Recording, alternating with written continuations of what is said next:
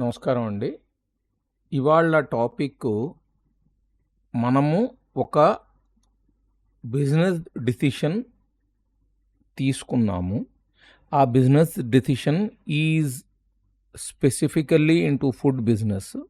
అది మనం మొదలెడదాము అనేటటువంటిది మనం ఒక ఆలోచన చేసుకున్నాము. సో ఇప్పుడు నిర్ణయం తీసేసుకున్న తర్వాత మనం బిజినెస్ స్పాట్ ఎక్కడ ఫైండ్ అవుట్ చేయాలి ఇవంతా ముందర టాపిక్స్లో ఆల్రెడీ మాట్లాడాం కాబట్టి ఇప్పుడు ఆ బిజినెస్ కావాల్సిన one of the other related activity ఏంటంటే మీరు ఏ టైప్ ఆఫ్ ఫుడ్ వ్యాపారంలో దిగాలనుకుంటున్నారు అనేటటువంటిది ఒక పెద్ద ప్రశ్న అండి. ఈ ప్రశ్నలో మన ఫుడ్ వ్యాపారంలో మనము రెగ్యులర్గా వినేటటువంటి పదాలు ఎట్లా ఉంటాయంటే కనుక ఒక టిఫిన్ సెంటరో, ఒక కర్రీ పాయింటో, ఒక రెస్టారెంటో, అది చిన్న రెస్టారెంట్ అవ్వచ్చు, పెద్ద రెస్టారెంట్ అవ్వచ్చు, సూపర్ బిగ్ రెస్టారెంట్ అవ్వచ్చు.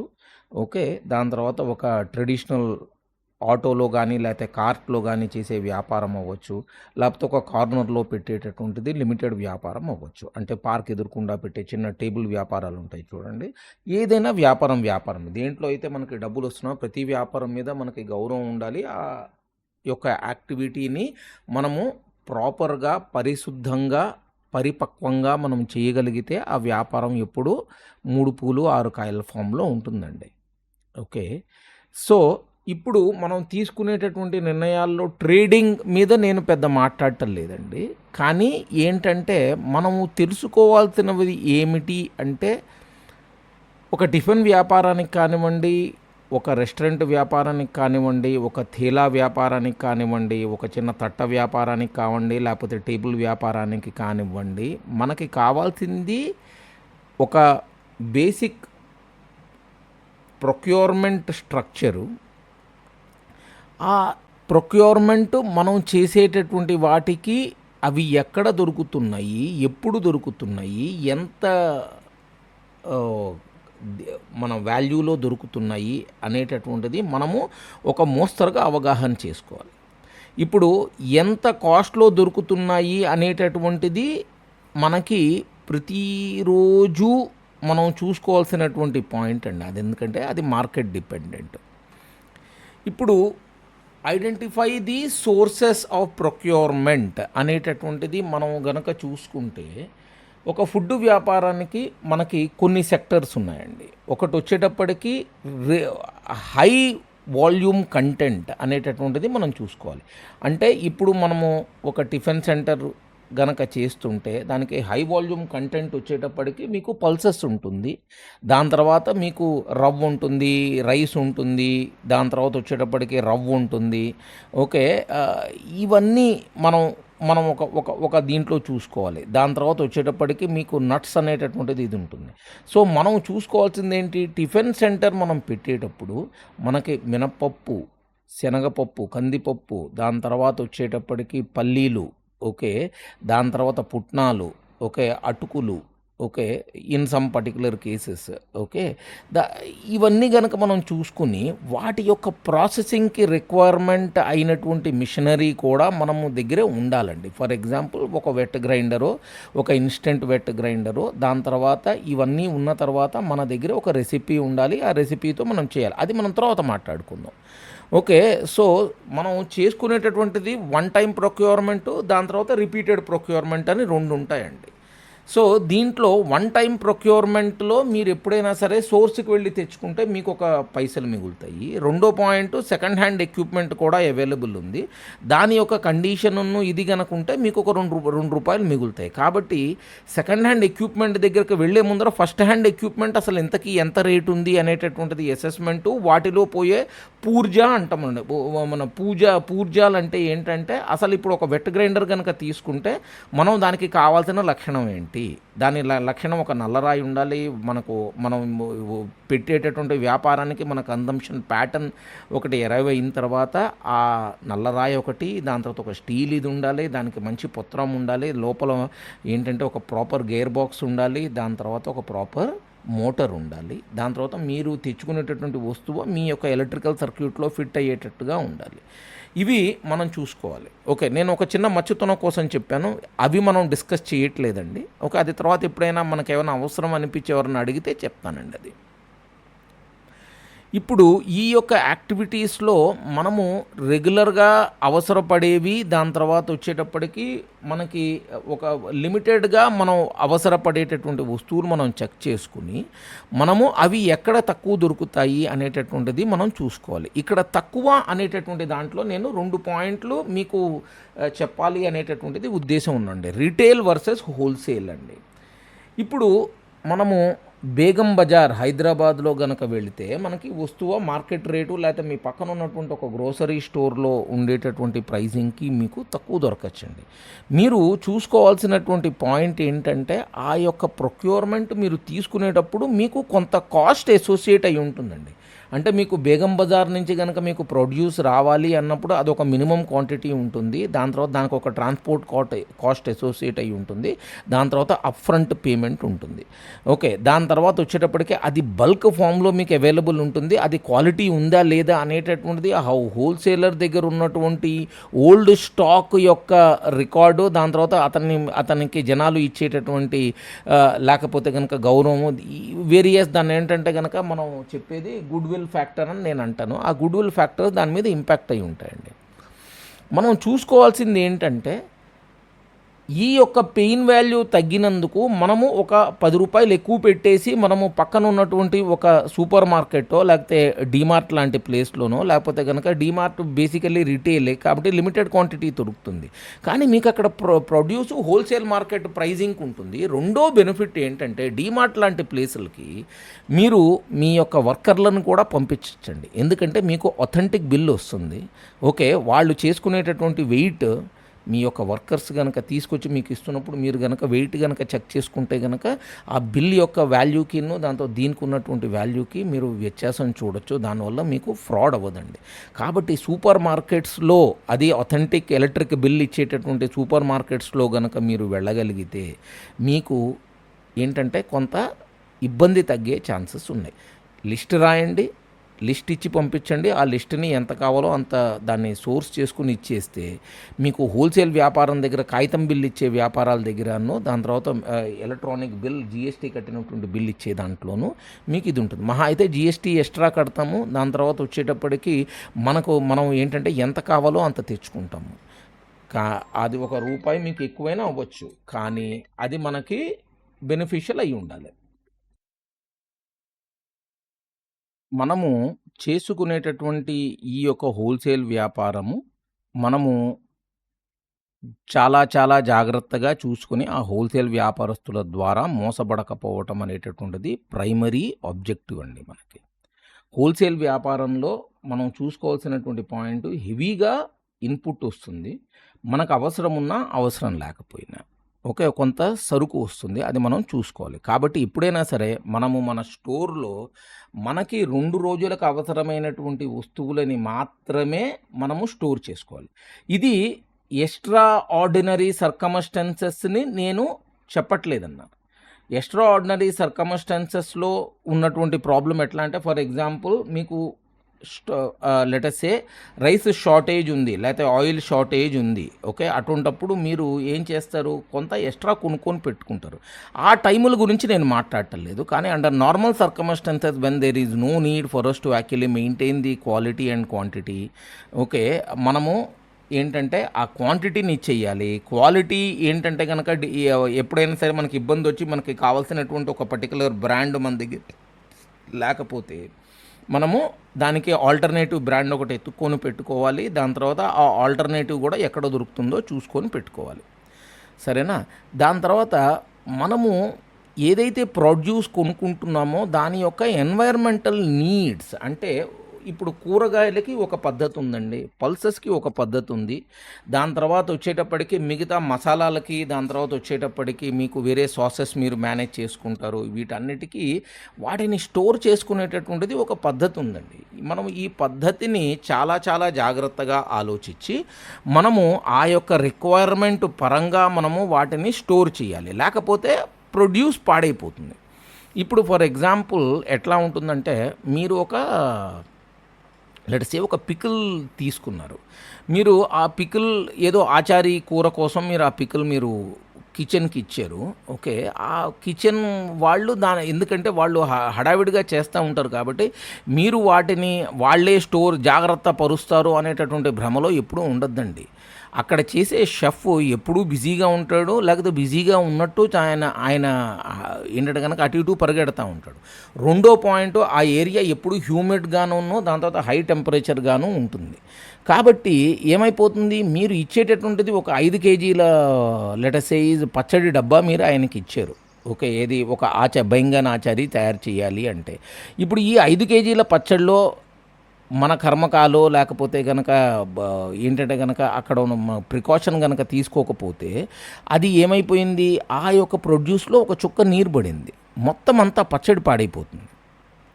So 5 kgs has to be dumped out because it is actually got into a mould method. So మనము చూసుకోవాల్సింది ఏంటంటే ఆ ఎన్వైర్న్మెంట్ యొక్క నీడ్ మనము గనక స్పెసిఫైగా దాన్ని కంట్రోల్ చేయకపోతే ప్రొడ్యూస్ పాడైపోయేది ఉంటుందండి. సో మనము చేసుకోవాల్సింది 2 పద్ధతులు ఉన్నాయి. పద్ధతి ఒకటి వచ్చేటప్పటికి చిన్న బాటిల్లో చిన్న ప్యాకెట్లో or one time usage packets తెచ్చుకుని ₹1 ఎక్కువైనా ఆ ప్యాకెట్ ఆయనకి ఇవ్వటము, ఏది ఆచారీ చేసేటప్పుడు, అది ఒక పద్ధతి. ఆర్ అదర్ ఆల్టర్నేటివ్ చిన్నగా 5 కేజీల దాంట్లోంచి తోడుకొని కొంత అమౌంట్ ఇచ్చి ఆ కొంత అమౌంట్ సాయంత్రానికల్లా అయిపోయేటట్టు మనం ప్లాన్ పెట్టుకుంటాము. ఓకే. ఆర్ మూడో ఆల్టర్నేటివ్ ఏంటంటే చిన్న బాటిల్ ఒకటి, దీంట్లో రిస్క్ అయిపోయింది, నేను ఒక 200 గ్రామ్స్ బాటిల్ ఆయనకి ఇచ్చేస్తాను, then do whatever you want అనేటటువంటిది. ఇప్పుడు ఈ మధ్యకాలంలో ఒక ₹10 లేకపోతే కనుక ₹20 చిన్న డబ్బాలు వస్తున్నాయి. ఓకే. ఏది పచ్చడి డబ్బాలు, ఆ పచ్చడి డబ్బాలు మనం చూసుకోవాలి. సో ఇది ఒక మన ఎన్విరాన్మెంటల్ నీడ్. దాని తర్వాత రెండో పాయింట్ ఒకటి ఉందండి. ఇప్పుడు ఫర్ ఎగ్జాంపుల్ మీరు సొరకాయలు కానివ్వండి, లేకపోతే గనక వెజిటబుల్స్ గనక మనం తెచ్చుకునేటప్పుడు వాటికి గనక తొడిమె మనం ఉంచినట్టయితే గనక లోపల సీడ్ డెవలప్మెంట్ అవుతుంది. ఆ సీడ్ డెవలప్మెంట్ అయిపోయిన తర్వాత వాటి టేస్ట్ పోతుంది కొంతవరకు.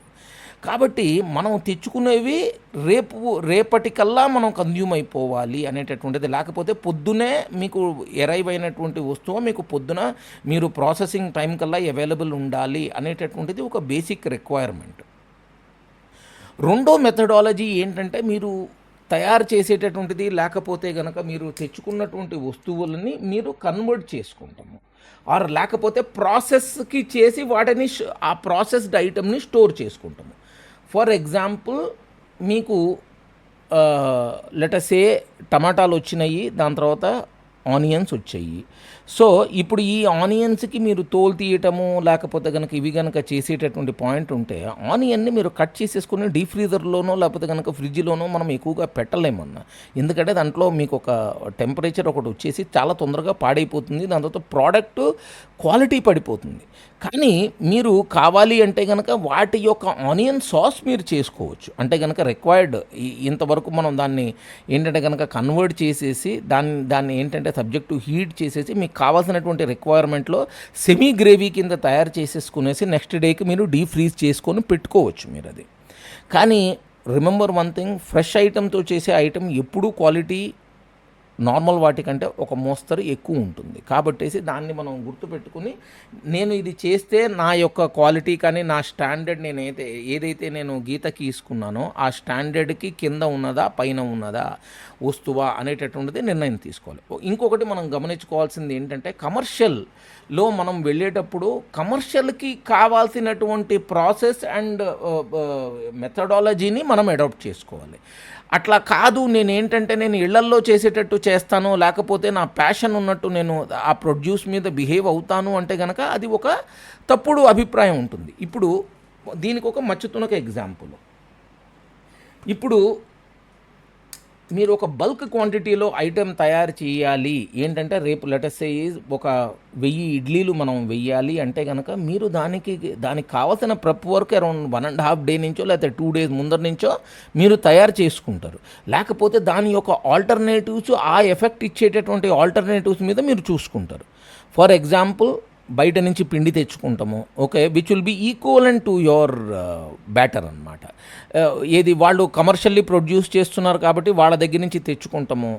లేకపోతే కనుక మీరు చేసేటటువంటి ఇడ్లీ మావు యొక్క ఫార్ములా గనక 48 అవర్స్ రిక్వైర్మెంట్ ఉంది అంటే గనక ఆ యొక్క వ్యాపారము మీరు ఆ యొక్క ఆర్డర్ మీరు చేసుకోవాలా. 2 రోజుల కంటే గనక ఇవాళ పొద్దునే ఆర్డర్ వచ్చింది, నాకు ఒక 1000 ఇడ్లీలు కావాలి అని అప్పటికప్పుడు మీకు బ్యాటర్ కావాలి అంటే కనుక మీరు చేయలేరు. కాబట్టి దాని లోపల సోడాలు వేసేసి దాని లోపల మైదాలు కలిపేసి చేయొద్దండి. మీరు చేయాల్సిన పద్ధతి వెరీ సింపుల్. ఏంటంటే ఆ ఆర్డర్ తీసుకోవద్దు. ఎందుకంటే ఒక్కసారి గుడ్ విల్ కనుక దెబ్బతింది అంటే కనుక కస్టమర్లు మళ్ళీ రారండి. ఇప్పుడు నేను చాలా యూట్యూబ్ వీడియోలో ఏంటంటే ఈ బళ్ళ మీద వెళ్ళేవాళ్ళు, దాని తర్వాత ఏంటంటే సోడా ఉప్పేసి చేసేవాళ్ళు, వీళ్ళంతా ఇది ఉన్నారండి. క్వాలిటీ స్టాండర్డు మనం నిర్ణయించుకోవాల్సినటువంటి క్వాలిటీ స్టాండర్డుని ఎప్పుడూ పడేసుకోకూడదు. ఎందుకంటే గుడ్ విల్ డెవలప్ అయ్యేది దాంట్లోనే. ఫుడ్ వ్యాపారంలో goodwill plays a very very vital role. అన్ని వ్యాపారాలకి గుడ్ విల్ అవసరము, ఫుడ్ వ్యాపారంకి ఇంకా ఎక్కువ అవసరం. ఎందుకంటే వాళ్ళ యొక్క ఆరోగ్యాలు దీని మీద డిపెండెంట్ అయి ఉన్నాయి కాబట్టి. ఇప్పుడు ఫర్ ఎగ్జాంపుల్ ఒక క్లాత్ బిజినెస్లో వాళ్ళకి నచ్చలేదు, లేకపోతే సెట్ అవ్వలేదు అంటే కనుక వాళ్ళు రిటర్న్ ఇస్తారు, లేకపోతే ఇది ఇస్తారు. కానీ ఫుడ్ వ్యాపారంలో ఏమైపోతుందంటే రిటర్న్ తీసుకునేందుకు మీరు ఇంట్రెస్ట్ చూపెట్టారు. ఇన్ వెరీ రేర్ సర్కమ్స్టాన్సెస్ మీరు అది చేస్తారు. కాబట్టి మన జాగ్రత్త మనం ఉండాలి. క్వాలిటీ కనుక పాడైపోతే డబ్బులు రిటర్న్ ఇచ్చేసేయండి. వాళ్ళు ఫుడ్ మీకు రిటర్న్ ఇచ్చినా రిటర్న్ ఇవ్వకపోయినాయి. ఇది నా సిన్సియర్ అడ్వైజు. దీన్ని తీసుకోవాలని నేను ఎప్పుడూ చెప్పట్లేదండి. దాని తర్వాత లిమిటేషన్ ఆఫ్ క్వాంటిటీసు, దాని తర్వాత మినిమం స్టాక్ మెయింటెనెన్సు అనేటటువంటిది మనం చూసుకుని మనకి ఉన్నటువంటి ఒక మెనూ ఉంటుందండి. ఓకే, మెనూ ప్రకారంగా మీ యొక్క ఏది ఇన్పుట్ ఇంగ్రీడియంట్ యొక్క అవసరం ఉంటుంది. ఆ ఇన్పుట్ ఇంగ్రీడియంట్ యొక్క అవసరం ప్రకారంగా మీరు దాన్ని ఆర్డర్ చేస్తారండి. ఇప్పుడు ఫర్ ఎగ్జాంపుల్ మీరు హెవీగా చైనీస్ ఐటమ్స్ చేస్తున్నప్పుడు మీకు సోయా సాస్ ఒక అవసరం ఉంటుంది, మీకు చిల్లీ సాసు, దాని తర్వాత టమాటా కెచప్, ఓకే, దాని తర్వాత కొన్ని స్పెసిఫిక్ ఐటమ్స్ ఏది వెజిటబుల్స్ ఇవి మీకు అవసరం ఉంటాయి. సో మీరు ఈ ఐటమ్ తీసుకునేటప్పుడు మీ యొక్క వ్యాపారానికి అనుగుణంగా మీరు ఇనీషియల్ పీరియడ్లో ఒక ఎజంప్షన్కి వెళ్తారు. అంటే నాది వ్యాపారం ఎంత అవుతుందనేసి ఒక వారం రోజుల తర్వాత మీ యొక్క కన్జంప్షన్ ప్యాటర్న్ మీకు అర్థమైపోతుంది. ఆ కన్జంప్షన్ ప్యాటర్న్ ప్రకారంగా మీరు ఆ ఐటమ్స్ని తెప్పించుకోండి. దాని తర్వాత మీరు షెఫ్కి ఎప్పుడు ఐటమ్ ఇచ్చేటప్పుడు మీరు బల్క్ క్వాంటిటీ ఇవ్వద్దండి, లిమిటెడ్ క్వాంటిటీ ఇవ్వండి. అయిపోయిన తర్వాత మళ్ళీ ఇంకొకసారి ఇవ్వండి. రోజుకి 10 సార్లు ఇవ్వండి, కానీ లిమిటెడ్ ఐటమ్ ఇవ్వండి. దీనికి ఒక మచ్చుతునక చెప్తానండి. ఎందుకు నేను ఈ పాయింట్ మీద వెరీ మచ్ స్ట్రెస్ చేస్తున్నాను అంటే, ఇప్పుడు ఒక కమర్షియల్ కిచెన్కి కనుక మనం వెళితే ఏది పసుపు, ఉప్పు, వైట్ పెప్పరు, దాని తర్వాత వచ్చేటప్పటికి 100 రకాల మసాలాలు, గరం మసాలా, దాని తర్వాత ఇది, దాని తర్వాత స్పైసెస్, ఇవన్నీ మనము ఏంటంటే కనుక వాళ్ళు ఒక క్వాంటిటీ అడుగుతారు. కారం కూడా is the other kind of spice whatever it is there. నేను ఒక కిచెన్లో చెక్ చేశానండి. మొత్తం నిండా నింపుకుంటారు, ఏది పోపు డబ్బాలో మొత్తం అంతా నింపుకుంటారు. ఓకే, దాని తర్వాత మధ్యాహ్నం 3 చెఫ్ మారిపోయినప్పుడు, ఎందుకంటే వాళ్ళ షిఫ్ట్ మారిపోయేటప్పటికి ఆ వస్తువుల్లో క్రాస్ కంటామినేషన్ అయిపోతుంది. అంటే కనుక ఏది కారంలో ఉప్పు పడిపోతుంది, ఉప్పులో వచ్చేటప్పటికి వేరే మసాలాలు పడిపోతాయి. ఇదంతా వాటిని అన్నింటినీ తీసుకెళ్ళి డైరెక్ట్గా డస్ట్బిన్లో పడేస్తాడండి అతను, ఎవరైతే వంట మాస్టర్ ఉన్నాడో. ఓకే, డస్ట్బిన్లో పడేసి మళ్ళీ కొత్త వస్తువులకు వెళ్తాడు. ఓకే, రెండో పాయింట్, ఆ వంట మాస్టారు అంటే నేను ఎవరిని వేలు చూపెట్టట్లేదండి, కానీ ఏంటంటే ఒక బిహేవియరల్ ప్యాటర్న్ చెప్తున్నాను. ఏది 3 కేజీల లెటసైజ్ 3 మ్యాంగో అనేటటువంటిది హై కాస్ట్ స్పైస్ పౌడరు 3 కేజీలు పెట్టుకుంటాడు. నేను అనేది మీరు కనుక మెనూలో ఉన్నటువంటి ఆర్డరింగ్ ప్యాటర్న్ కనుక చూస్తే దానికి ఒక మ్యాక్సిమం కన్జంప్షన్ అయ్యేది ఎంత, మహా అయితే ఒక 1/2 కేజీ అవుతుంది. ఎందుకంటే ఇండివిజువల్ పోర్షన్ ప్రకారంగా చేస్తే. ఓకే, మీ యొక్క గ్రేవీస్కి బ్యాటర్స్కి ఆల్రెడీ దానికి వేరే రిక్వైర్మెంట్ ఉంది. వాటిలో నూనెలు, నెయ్యిలు, దాని తర్వాత జీడిపప్పులు ఇవన్నీ అవి ఉంటాయి, అవి నేను మాట్లాడటలేదు. కానీ ఇతని పోపు డబ్బాలో క్రాస్ కంటామినేషన్ వల్ల ఆ ఓనరు ప్రతిరోజు హై కాస్ట్ ఇంగ్రీడియంట్ స్పైస్ మిక్సెస్ని చాలా తొందరగా ఇదైపోతున్నారు. రెండో పాయింట్, కిచెన్ ఎప్పుడు హ్యూమిడ్ అండ్ హాట్ కింద హ్యూమిడ్ అండ్ ఏంటంటే కనుక ఆయిల్ ఫ్యూమ్స్తో ఉంటుంది. కాబట్టి మీ యొక్క స్పైసెస్ ఏవైతే ఉన్నాయో అవి చాలా తొందరగా డ్రై అయిపోతాయి. దాని తర్వాత they lose that particular fragrance in that particular oil. అటువంటప్పుడు మీరు అంతంత క్వాంటిటీలు బయట పెట్టేసి వాటి యొక్క క్వాలిటీని డిగ్రేడ్ చేయాల్సినటువంటి అవసరం ఏంటండి? మూడో పద్ధతి ఏంటంటే, మనము చేయాల్సింది ఏంటి, అతని నీడ్ ఎప్పుడు వంట వాళ్ళ నీడ్ని మనము అబ్జెక్ట్ చెయ్యకూడదు. వాడు రెడ్ దాని ఏంటంటే 3 మ్యాంగో కారప్పొడి కావాలి అంటే 3 మ్యాంగో కారప్పొడి ఇవ్వండి. అతను వచ్చేటప్పటికి టాటా సాల్ట్ కావాలి, నాకు ఫ్రీ ఫ్లో అయోడిన్ సాల్ట్ కావాలన్నాడు, అది ఇవ్వండి. కాదు నాకు రాళ్ళు ఉప్పు కావాలన్నాడు, అతను ఇవ్వండి. అతని యొక్క అలవాటుని డిస్టర్బ్ చేయొద్దు. మీరు చేయాల్సింది ఏంటి, లిమిటెడ్ క్వాంటిటీలో అతని యొక్క వర్క్కి డిస్టర్బ్ అవ్వకుండా ఉండండి. వెనక ఒక పర్సన్ని పెట్టండి. నేను అనేది ఏంటంటే, మీరు ప్రతిరోజు కనుక మీరు ఒక 300 గ్రామ్స్ మీరు 3 మ్యాంగో చిల్లీ పౌడర్ బయట పడేసి డస్ట్బిన్లో వేశారు అనుకుందాం. ఆర్ లేకపోతే కనుక అది క్రాస్ కంటామినేషన్లో పాడైపోయింది. మీరు చాలామంది అంటారు వేరే వాటిలో వాడుతున్నాం అని.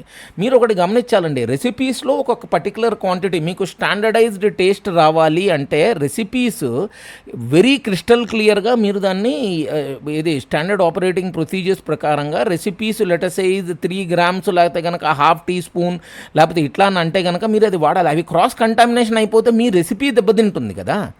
ఆ రిస్క్ వచ్చేటప్పటికి రెస్టారెంట్ గుడ్ విల్ మీద పడుతుంది. కాబట్టి మనం చూసుకోవాల్సింది ఏంటి, మనం ఆ క్రాస్ కంటామినేషన్ని లిమిట్ చేయాలి. ఆ క్రాస్ కంటామినేషన్ని లిమిట్ చేసేసి సైమిల్టేనియస్లీ మన జాగ్రత్తలో మనం ఉండాలి. అక్కడ మనం వాటిపైన మూతలు పెడతాము అంటే కనుక ఏది ఫాస్ట్ ఎన్వైర్న్మెంట్లో మూతలు పెట్టేయటము దాని తర్వాత కంట్రోల్ చేయటం అనేటటువంటిది వర్క్ అవ్వదండి. అది వంట వాళ్ళు మేము పెడుతున్నామని చెప్పినా అది ఒక అబద్ధం సార్. ఓకే, కాబట్టి మనం చూసుకోవాల్సింది మన యొక్క ప్రాడ్యూస్ని మనం ఎంత జాగ్రత్త పడుతున్నాము అని. నేను ఇంకొక కిచెన్లోకి వెళ్ళినప్పుడు మీకు ఏమైపోతుంది, ఒక ఫ్రోజన్ చికెన్ వచ్చిందండి. ఓకే, మీరు కనుక బయట దేశాల్లో కనుక పనిచేసినప్పుడు కానివ్వండి లేకపోతే ఇండియాలో పెద్ద సిటీస్లో పనిచేసినప్పుడు మీకు ఈ ఫ్రోజన్ ఏది ఏంటంటే కనుక నాన్ వెజ్ మీట్ సప్లయర్స్ అంటే కనుక ప్రోటీన్ సప్లయర్స్ ఉంటారు. అవన్నీ ప్రాసెస్డ్ ఐటమ్స్ ఉంటాయి. మీరు ఆ ప్రాసెస్డ్ ఐటమ్కి ఒక మెథడాలజీ ఉంది. అది ఏంటంటే ఒక -18 డిగ్రీస్లోనో ఎక్కడో అది ఫ్రీజ్ అయ్యి ఉంటుంది. ఇది మన బ్లాస్ట్ మన ఫ్రీజ్ అయిపోయేసి అవి మీ దగ్గరికి వస్తాయి. మీకు కన్వీనియంట్ ఫామ్లో ఉంటాయి. అవి ఆ ఫామ్లో ఉన్నప్పుడు మీరు వాటిని థా అయిన తర్వాత మాత్రమే మీరు కిచెన్లోకి తెచ్చుకోవాలి. మీరు వాటిని అట్లాగే వదిలేస్తే ఎట్లా? ఇప్పుడు నేను చూసినటువంటి ఒక పర్టికులర్ కిచెన్లో ఎక్కడి నుంచో ఐస్ వ్యాన్లో ఒక పెద్ద ఐటము మీకు డెలివర్ అయింది, మీ కిచెన్కి డెలివరీ అయింది. బేసికల్లీ సీ ఫుడ్ అనుకోండి లేకపోతే కనుక whatever it is there. ఆ సీ ఫుడ్ డెలివరీ అయిపోయిన తర్వాత దాన్ని తీసుకెళ్ళి డైరెక్ట్గా అన్నిటినీ తీసుకెళ్ళి నీళ్ళల్లో పడేసి దాన్ని థా చేస్తున్నారు. నేను అనేది షాక్ ఇవ్వటం ఎందుకు? Why can't you actually try to do ఇది మన thawing under the fridge temperature. -18 degrees నుంచి మీరు దీన్ని తీసుకొస్తే, నేను టెంపరేచర్ జస్ట్ ఒక చిన్న పాయింట్ మీద చెప్తున్నాను. వాటి యొక్క రిక్వైర్మెంట్ ప్రకారంగా అవి అవుతాయి. We are not getting into that debate. కానీ మీరు ఫుడ్ని ఏంటంటే ఒక అనాథల్లాగా వాటిని అట్లా బయటపడేసి ఆ యొక్క స్టోర్ ఇన్ఛార్జ్ కానివ్వండి లేకపోతే కనుక ఆ యొక్క వంట వాళ్ళు వాటి మీద ఒక గౌరవం లేకపోతే ఎట్లా? నేను చూసినటువంటి ఇంకొక రెస్టారెంట్లో ఓకే ఫ్రోజన్ చికెను ఏది ఒక 7 kgs to 7 birds to 10 birds వేసుకోండి. నేను 7 kgs ఎందుకు అంటున్నానంటే 1.1 kgలో ఉంటుంది కాబట్టి 7 kgs అంటున్నాను. ఆ యొక్క చికెన్ని అట్లా వదిలేస్తున్నారు జస్ట్ అవుట్ సైడ్. ఏది not even in a controlled environment. ఇక్కడ మనకి ప్రాబ్లం ఎక్కడొస్తుంది? మీరు కనుక ఆ కంట్రోల్డ్ ఎన్వైర్న్మెంట్తో కనుక జాగ్రత్తగా లేకపోతే ఆ కంట్రోల్డ్ ఎన్వైర్న్మెంట్లోంచి మీకు బ్యాక్టీరియా కానివ్వండి లేకపోతే కనుక జబ్బు కానీ ఇవన్నీ బయటకు వస్తాయి. ఇది కాదండి ఫుడ్ని ప్రొడ్యూస్ చేసుకునేది.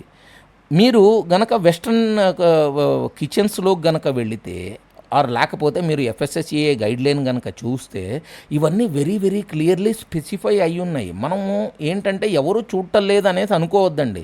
మనని చూస్తున్నది మన కస్టమర్ అన్ని ఆశతో నాకు సరైనటువంటి భోజనం మీరు సంపాదించి పెట్టండి, దాని మీద నేను నీకు కొంత ప్రాఫిట్ వేసి మీరు చేస్తున్నటువంటి సర్వీస్కి నేను ఎక్స్ట్రా ఇవ్వడానికి నేను రెడీ అని చెప్తున్నాడు కాబట్టి అతను మీ దగ్గరికి వస్తున్నాడు.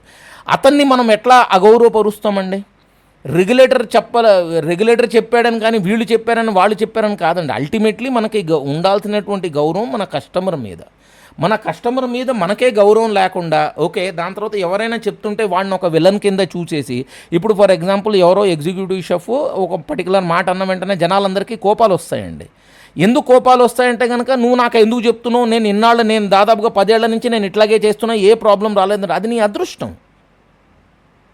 కానీ చెప్పినోడు తప్పనట్లా, రేపు పొద్దున రెగ్యులేటర్ చెప్పి ఫైన్ వేసి వెళ్ళిపోతే కనుక అతనిది తప్పు అంటామా మనము? అనం కదా. మనము ఎప్పుడైనా సరే మన ఆపరేటింగ్ ప్రొసీజర్స్ డే 1 నుంచే కష్టపడి క్రిస్టల్ క్లియర్ ఉండాలి. ఎవరైనా వాళ్ళు వాటి ఆ ప్రొడ్యూస్ని కనుక సరిగ్గా చేయకపోతే వాళ్ళని అప్పటికప్పుడు ఫైర్ చేయాలండి. ఎందుకంటే మీరు ఒకళ్ళని ఫైర్ చేసిన తర్వాత మాత్రమే మిగతా వాళ్ళు లైన్లోకి వస్తారు. కాదు మీరు అయ్యా కన్నా బుజ్జి అంటే కనుక మీరు కావాలంటే ఒకసారి కాషన్ ఇవ్వండి, 2 సార్లు కాషన్ ఇవ్వండి, 3ఓసారి టాటా సీయూ బై బై అనండి. కానీ ఇక్కడ ఉన్నటువంటి పాయింట్ ఏంటంటే డిసిప్లిన్ అనేటటువంటిది mandatorily required when you are actually handling products. Okay, that too especially food products which are consumable by somebody else whom you are not aware. వాళ్ళ ఆరోగ్యాలు ఎట్లా ఉన్నాయో మనకు తెలియదు, వాళ్ళ ఆలోచనలు ఎట్లా ఉన్నాయో తెలియదు. కానీ దాని లోపల మనము ఎప్పుడూ చాలా చాలా చాలా గౌరవంతోనూ, దాంతో భయంతోనూ, భక్తితోనూ మనము వాటిని హ్యాండిల్ చేయాలి. మనము వేస్ట్ చేస్తే ఇది ఉండదు. ఓకేనా? Okay, minimum stock and limitation of the quantities, environmental needs ఏంటి, వీటిని మనం సేఫ్ గార్డ్ చేసుకునేందుకు, దాని తర్వాత వీటిని స్టోర్ చేసుకునేందుకు. ఇప్పుడు ఎన్వైర్మెంటల్ నీడ్స్లో నేను ఇంకొక ముందరికి వెళ్తానండి. ఏమైపోతుందంటే కనుక ఫర్మెంటెడ్ ప్రోడక్ట్స్ అంటే part fermented products or full fermented products ఉంటాయి. అంటే కనుక matured or semi matured or maybe ఏంటంటే కనుక టెంపరవరీ ఉన్నటువంటిది. అంటే ఇప్పుడు ఎట్లా ఉంటుందంటే మన ఫుల్ మెచ్యూర్డ్ ఆర్ మేబీ ఎట్లా ఉంటాయంటే కనుక ఒక 2 సంవత్సరాలు అయినటువంటిది మీకు ఒక ఫిష్ సాసో లేకపోతే కనుక ఒక సోయా సాసో హై కాస్ట్ ఇంగ్రీడియంట్ ఉంటుంది. ఆ ఇంగ్రీడియంట్ని చాలా చాలా రెస్పెక్ట్తో చేయాలి. ఎందుకంటే ఆ యొక్క స్టేజ్కి రావడానికి అది ఎన్నాళ్ళు వెయిట్ చేసింది అనేటటువంటిది మనకు ఒక గౌరవం ఉండాలి. అది మన షెఫ్స్కి తెలిసి ఉండాలి.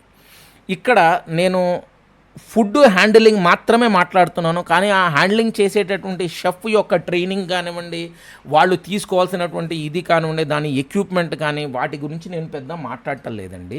వాటికి కావాల్సినటువంటి రిక్వైర్మెంట్ అది ఎక్విప్మెంట్ ఫామ్లో ఉండొచ్చు, మీరు చేసేటటువంటి న్యాచురల్ ఫామ్లో ఉండొచ్చు, లేకపోతే మీరు దాన్ని కన్వర్ట్ చేసుకునే మెథడాలజీలో ఉండొచ్చు, ఏదైనా ఉండొచ్చండి. కానీ ఏంటంటే ఇది మనకి ఉండాలి. దాని తర్వాత మనం చూసుకోవాల్సింది ఈ యొక్క వస్తువుల్ని మనం స్టోర్ చేసుకునేది. ఇప్పుడు ఫర్ ఎగ్జాంపుల్ మీరు 2 రోజుల క్రితం అంటే మొన్నటి రాత్రి మీరు నానబెట్టినటువంటి ప్రోడక్ట్ నిన్నటి పొద్దున అది మన వాటర్ సోక్ అయిపోయి ఉంటుంది. మనం ఒక చిన్న ఎగ్జాంపుల్ ఒక ఇడ్లీ బ్యాటర్కి తీసుకుందామండి. దానికి అనుగుణంగా మనం రవ్వ ఇడ్లీ కనుక చేస్తుంటే పక్కనే వచ్చేటప్పటికి 1:3నో 1:4 అంటే 1 ఉడుద్దాలును, దాని తర్వాత 3 ఏంటంటే కనుక వాల్యూమ్ బేస్డ్ ఆర్ లేకపోతే వెయిట్ బేస్డ్ మీద మీరు తీసుకునేటటువంటి దాని మీద జనరల్లీ వాల్యూమ్ బేస్డ్ తీసుకుంటారు. అంటే 1 గ్లాసు ఉడుద్దాలకి 3 గ్లాసులు లేకపోతే 4 గ్లాసుల ఇడ్లీ రవ్వ తీసుకుంటాం అనేటటువంటిది ఒక ఆనవాయితీ ఉందండి. దాన్ని ప్రాసెసింగ్ మెథడాలజీ మీద ఎక్కువగా వెళ్ళలేదు, కానీ జస్ట్ అంతం చేసుకుంది. ఇది ఒక చాలా సింపుల్ బ్యాటర్ కాబట్టి జస్ట్ చెప్తున్నానండి. మనము దీన్ని సోక్ చేసుకుని ఓకే ఫస్ట్ తీసుకోవాల్సినటువంటి ఉడుద్దాలు మన దగ్గర ఫస్ట్ జిగురున్న ఉడుద్దాలు తీసుకోవాలి అనేటటువంటి. అంటే కనుక దాని యొక్క క్యారెక్టరిస్టిక్ తోలు ఎక్కువ ఉండకూడదు, ఆ తోలు అస్సలు ఉండకూడదు. దాని తర్వాత దానికి జిగురు ఉండాలంటే కనుక ఫ్రెష్ అంటే వితిన్ 6 months నుంచి 1 year లోపల ఉన్నటువంటి ఉడుద్దాలది ప్యాకెట్స్ మనం తీసుకోవాలి. ఇవి తీసుకుని దాన్ని మనం వాల్యూమ్ బేస్డ్కి కన్వర్ట్ చేసుకోవాలి. వాల్యూమ్ బేస్ అంటే కనుక ఒకనొకప్పుడు సోలాన్ ఉండేది, ఇప్పుడు నేను జస్ట్ ఒక గ్లాస్ అని నేను అంటున్నాను. 1 గ్లాసు ఉడుద్దాలకి 3 గ్లాసుల ఇడ్లీ రవ్వ కనుక మనం తీసుకుంటే మనం ఏం చేసుకోవాలి, 1:3 ఫామ్లో తీసుకుంటున్నాం కాబట్టి సపరేట్గా రెండింటిని తీసుకొని సపోజ్ ఇప్పుడు 3 గ్లాసుల ఉడుద్దాలు ఉన్నప్పుడు 9 గ్లాసుల మనం దాన్ని ఏమంటారు ఇడ్లీ రవ్వని మనం తీసుకుని రెండింటిని ప్రాపర్గా సోక్ చేసి డిఫరెంట్ టెంపరేచర్లో, కొంతమంది 4 గంటలు అంటారు, కొంతమంది 5 గంటలు అంటారు, కొంతమంది 8 గంటలు అంటారు. అది మీ యొక్క రెసిపీ యొక్క మెథడాలజీని మీరు చూసుకుని ఓకే మీరు దాన్ని ఏంటంటే దేంట్లో గ్రైండ్ చేయాలి అనే మెథడ్ తీసుకుని దాన్ని గ్రైండ్ చేసుకోండి. గ్రైండ్ చేసేసుకున్న తర్వాత దాంట్లో మనం ఉప్పు కలపాలా ఉప్పు కలపకూడదా అనేటటువంటి డిసిషన్ కూడా మీరు తీసుకుని ఈ రెండింటిని కలిపి దాని తర్వాత వీటిని ఒక 8 గంటల ఫర్మెంటేషన్కి మనం పెట్టాలి. ఐడియాలజికల్లీ నేను మొన్నటి రోజు రాత్రి అని ఎందుకన్నానంటే కనుక ఇవాళ పొద్దున వచ్చినా లేకపోతే కనుక మనకి కొంత టైం అయిపోయేసి మనం దాన్ని మన service time around 2 to 3 o'clock దాకా అయిపోయిన తర్వాత అప్పుడు మనం బ్యాటర్లని మనము ఏంటంటే ఫర్మెంట్కి మనం పెట్టుకుంటే ఒక 6 గంటలు అయిపోయిన తర్వాత ఈ బ్యాటర్ని మనము కలిపేసి ఉప్పు కలపకుండా దాన్ని తీసుకెళ్ళి ఫ్రిడ్జ్లో పెట్టడమా లేకపోతే కనుక బయట దాన్ని ఫర్మెంట్ ఉండటమా లేకపోతే కనుక చల్లగా చిన్న ఐస్ గడ్డలు వేసేసి తక్కువ టెంపరేచర్ని లోవర్ చేసి ఆ గిన్నెకి చుట్టుపక్కలంతా ఐస్ వేసి దానిపైన మూత పెట్టి ఉంచటమా, దాని తర్వాత గ్రైండ్ చేసేటప్పుడు నేను టెంపరేచర్ రైస్ కాకుండా ఉండటమా అనేటటువంటిది ఆ రెసిపీ మీద డిపెండెంట్ అండి. మీరు ఇది చేసేసి మీరు పెట్టుకుని మీరు పొద్దున వచ్చేటప్పటికి అది హెవీ కోల్డ్లో ఉండకూడదు, అట్లా ఉండకూడదు, రూమ్ టెంపరేచర్లో మీకు బౌన్సీ కింద ఉండాలి. అంటే కనుక మీకు ఆ బ్యాటర్ ప్రాపర్గా ఫర్మెంట్ అయిపోయి దాని లోపల మీరు ఉప్పు కలుపుకోనో లేకపోతే ఉప్పు ఆయిల్ వేసుకునో ఏదో ఒక పర్టికులర్ ఫామ్లో దాని కనుక మీరు ఇడ్లీలు వేస్తే మీ యొక్క అవుట్పుట్ ప్రొడ్యూసు ఒక క్వాలిటీ లెవెల్ మంచి క్వాలిటీ కింద వస్తుందండి. సో మనము ఇది రెసిపీ అని నేను దీని మీద ఏమి బల్లగుద్ది చెప్పట్లేదని నేను ఒక జనరల్ ప్రిన్సిపల్ చెప్పాను. ఇది మనము ఇది చేసేటప్పుడు మనకి దీని లోపల కనిపించేది ఏంటి, మనం వాడే ఎక్విప్మెంట్, మనం తెచ్చుకునేటటువంటి పదార్థము, దాన్ని ప్రాసెస్ చేసుకునేటటువంటి మెథడాలజీ, ఓకే, దాని తర్వాత దాన్ని స్టోర్ చేసుకునేటటువంటి మెథడాలజీ దీంట్లోపల మనకి వెరీ క్లియర్లీ కలుపుతున్నాయి. దాని తర్వాత దీని లోపల మనం వేసుకునేటటువంటి కెమికల్ ఏంటి, salt is also a chemical అండి. ఓకే, మనం ఆ సాల్ట్ వేస్తామా, ప్రీ సాల్ట్ మనం దాన్ని ఏంటంటే కనుక మనం ఫర్మెంట్కి వదులుతామా లేకపోతే కనుక పోస్ట్ సాల్ట్ ఫర్మెంట్కి వదులుతామా. సపోజ్ ఫర్ ఎగ్జాంపుల్ మీరు కొన్ని వీడియోలు బిడాదే తట్ట ఇడ్లీ లాంటివి కనుక చూస్తే వాళ్ళు అంటారు అదేంటంటే కనుక రైస్ అండ్ ఉడుదాల్ బ్యాటర్ రెండు కలిపేసి ఉంటారు. వాళ్ళు ఏమంటారు, నేను సాల్ట్ వేసి నెక్స్ట్ డే మార్నింగ్ కొంచెం నేను దాని లోపల సోడా కలుపుతాను అనేటటువంటిది వాళ్ళు ఒక నిర్ణయం తీసుకుని దాన్ని అవి వేస్తారు. అవి వచ్చినటువంటి అవుట్పుట్ జనాలకి నచ్చిందండి. ఇది మన కర్ణాటకలో మనం అనేది ఏంటంటే మనము చేసుకునేటటువంటి ఫైనల్ ప్రోడక్ట్ మనకి కావాల్సినటువంటి పద్ధతిలో గనక ఉంటే గనక మీ రెసిపీ దాని ప్రకారంగా మీరు ఏదో రివర్స్ ఇంజనీరింగ్ చేసుకోండి, లేకపోతే కనుక మీకు నచ్చినటువంటి ఎవరైతే ఆల్రెడీ ప్రూవెన్ రెసిపీ ఏదైతే ఉంటుందో దాన్ని తీసుకొని దాన్ని మీరు ఎగ్జిక్యూట్ చేయండి. ఎగ్జిక్యూట్ చేసి over a period of time you can actually try to rectify that particular recipe and at one point of time that recipe will become perfect and then just do not modify that particular recipe till the time you are not convinced that it is not getting well into the market. So ఇన్ని అవసరాలు ఉంటాయి కాబట్టి మనం అవి తీసుకుంటాం అవసరము. Storage of items in కిచెన్లో నేను ఇది చెప్తున్నానండి. దాని తర్వాత cleaning of items in commercial kitchen అనేటటువంటి పదార్థం అంటే మనకి 2 రకాల క్లీనింగ్స్ ఉంటాయండి. ఓకే, ఐడియాలజికలీ ఒకటి వచ్చేటప్పటికి రా ప్రోడక్ట్ రావటము, దాన్ని ఒక సెమీ ప్రాసెస్లో దాన్ని ఇన్వాల్వ్ చేయటము, దాని తర్వాత దాన్ని మనము స్టోరేజ్ ఫామ్లోకి ఎగ్జిక్యూషన్ ఫామ్లోకి మన రెసిపీకి కావాల్సినటువంటి మోడ్లోకి దాన్ని తీసుకొని రావటము, దాని తర్వాత దాన్ని ఆ రెసిపీ మన కన్స్ట్రక్ట్ చేయటము అనేటటువంటిది మనకి అవసరం. ఇప్పుడు మనము ఒక చిన్న వంకాయ కూర అనేటటువంటి దాని మీదకి మనం వెళ్దాం. I'm just going currently now in vegetarian, non vegetarian I will talk in a later time.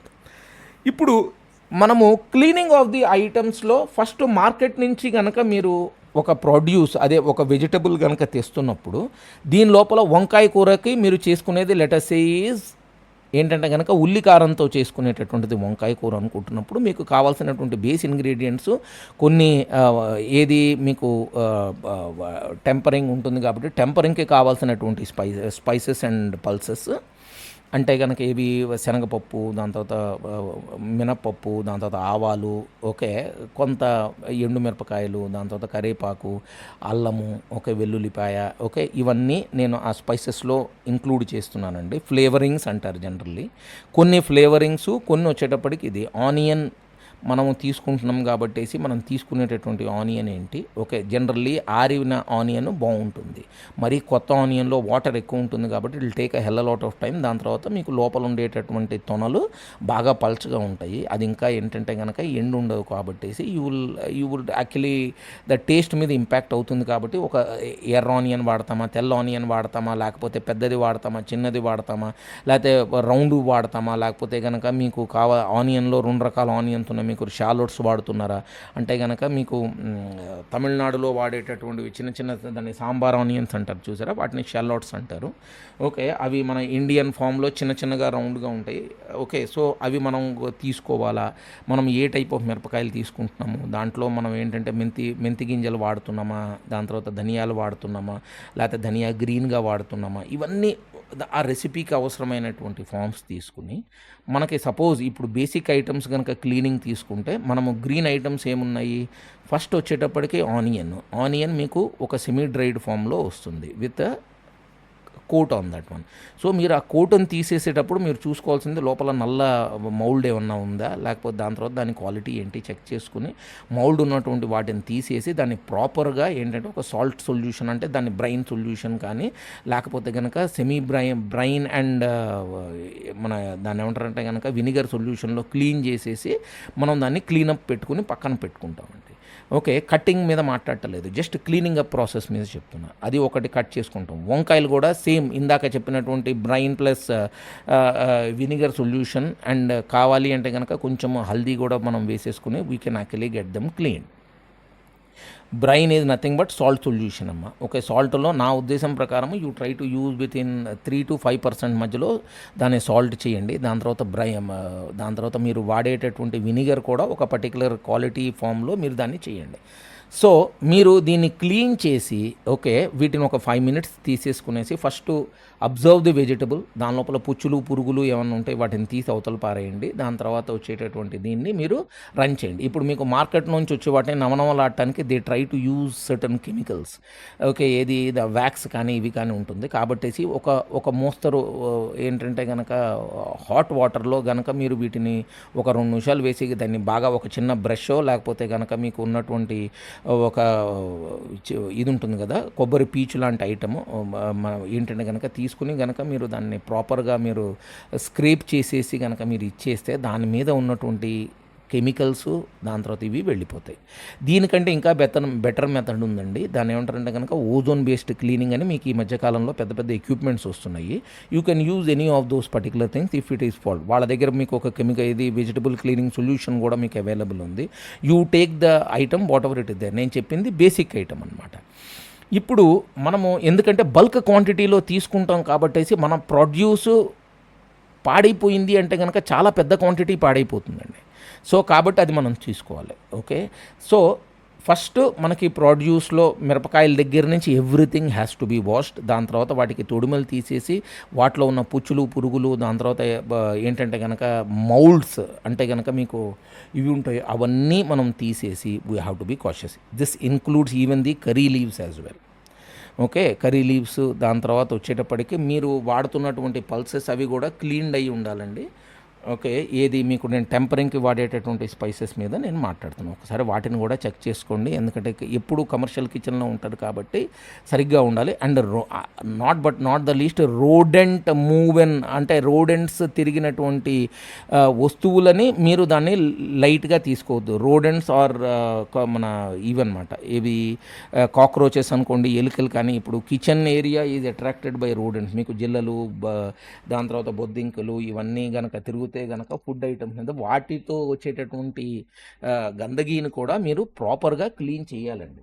అసలు ఫస్ట్ మీ కిచెన్లో అవి ఉండకూడదు. Okay, by any chance if you అవి మార్కెట్లో ఎక్కడైనా తిరిగి ఉండొచ్చు, ఎందుకంటే వాళ్ళ స్టోరేజ్ మీద మీ కంట్రోల్ ఉండదు కాబట్టి అవి తిరిగి ఉంటాయి అనేటటువంటి పాయింట్ మీద మీరు ఏంటంటే చాలా జాగ్రత్తగా వాటిలో ఉండేటటువంటి బగ్స్ మౌల్డ్స్ ఏవైతే ఉంటాయో లేకపోతే కనుక ఒక్కొక్కసారి పురుగులు వస్తాయి, ఒకసారి చీమలు వస్తాయి, ఒకసారి ఇవి వస్తాయి, ఒకసారి అవి వస్తాయి, ఇవన్నిటినీ క్లీన్ చేసుకోవాలండి.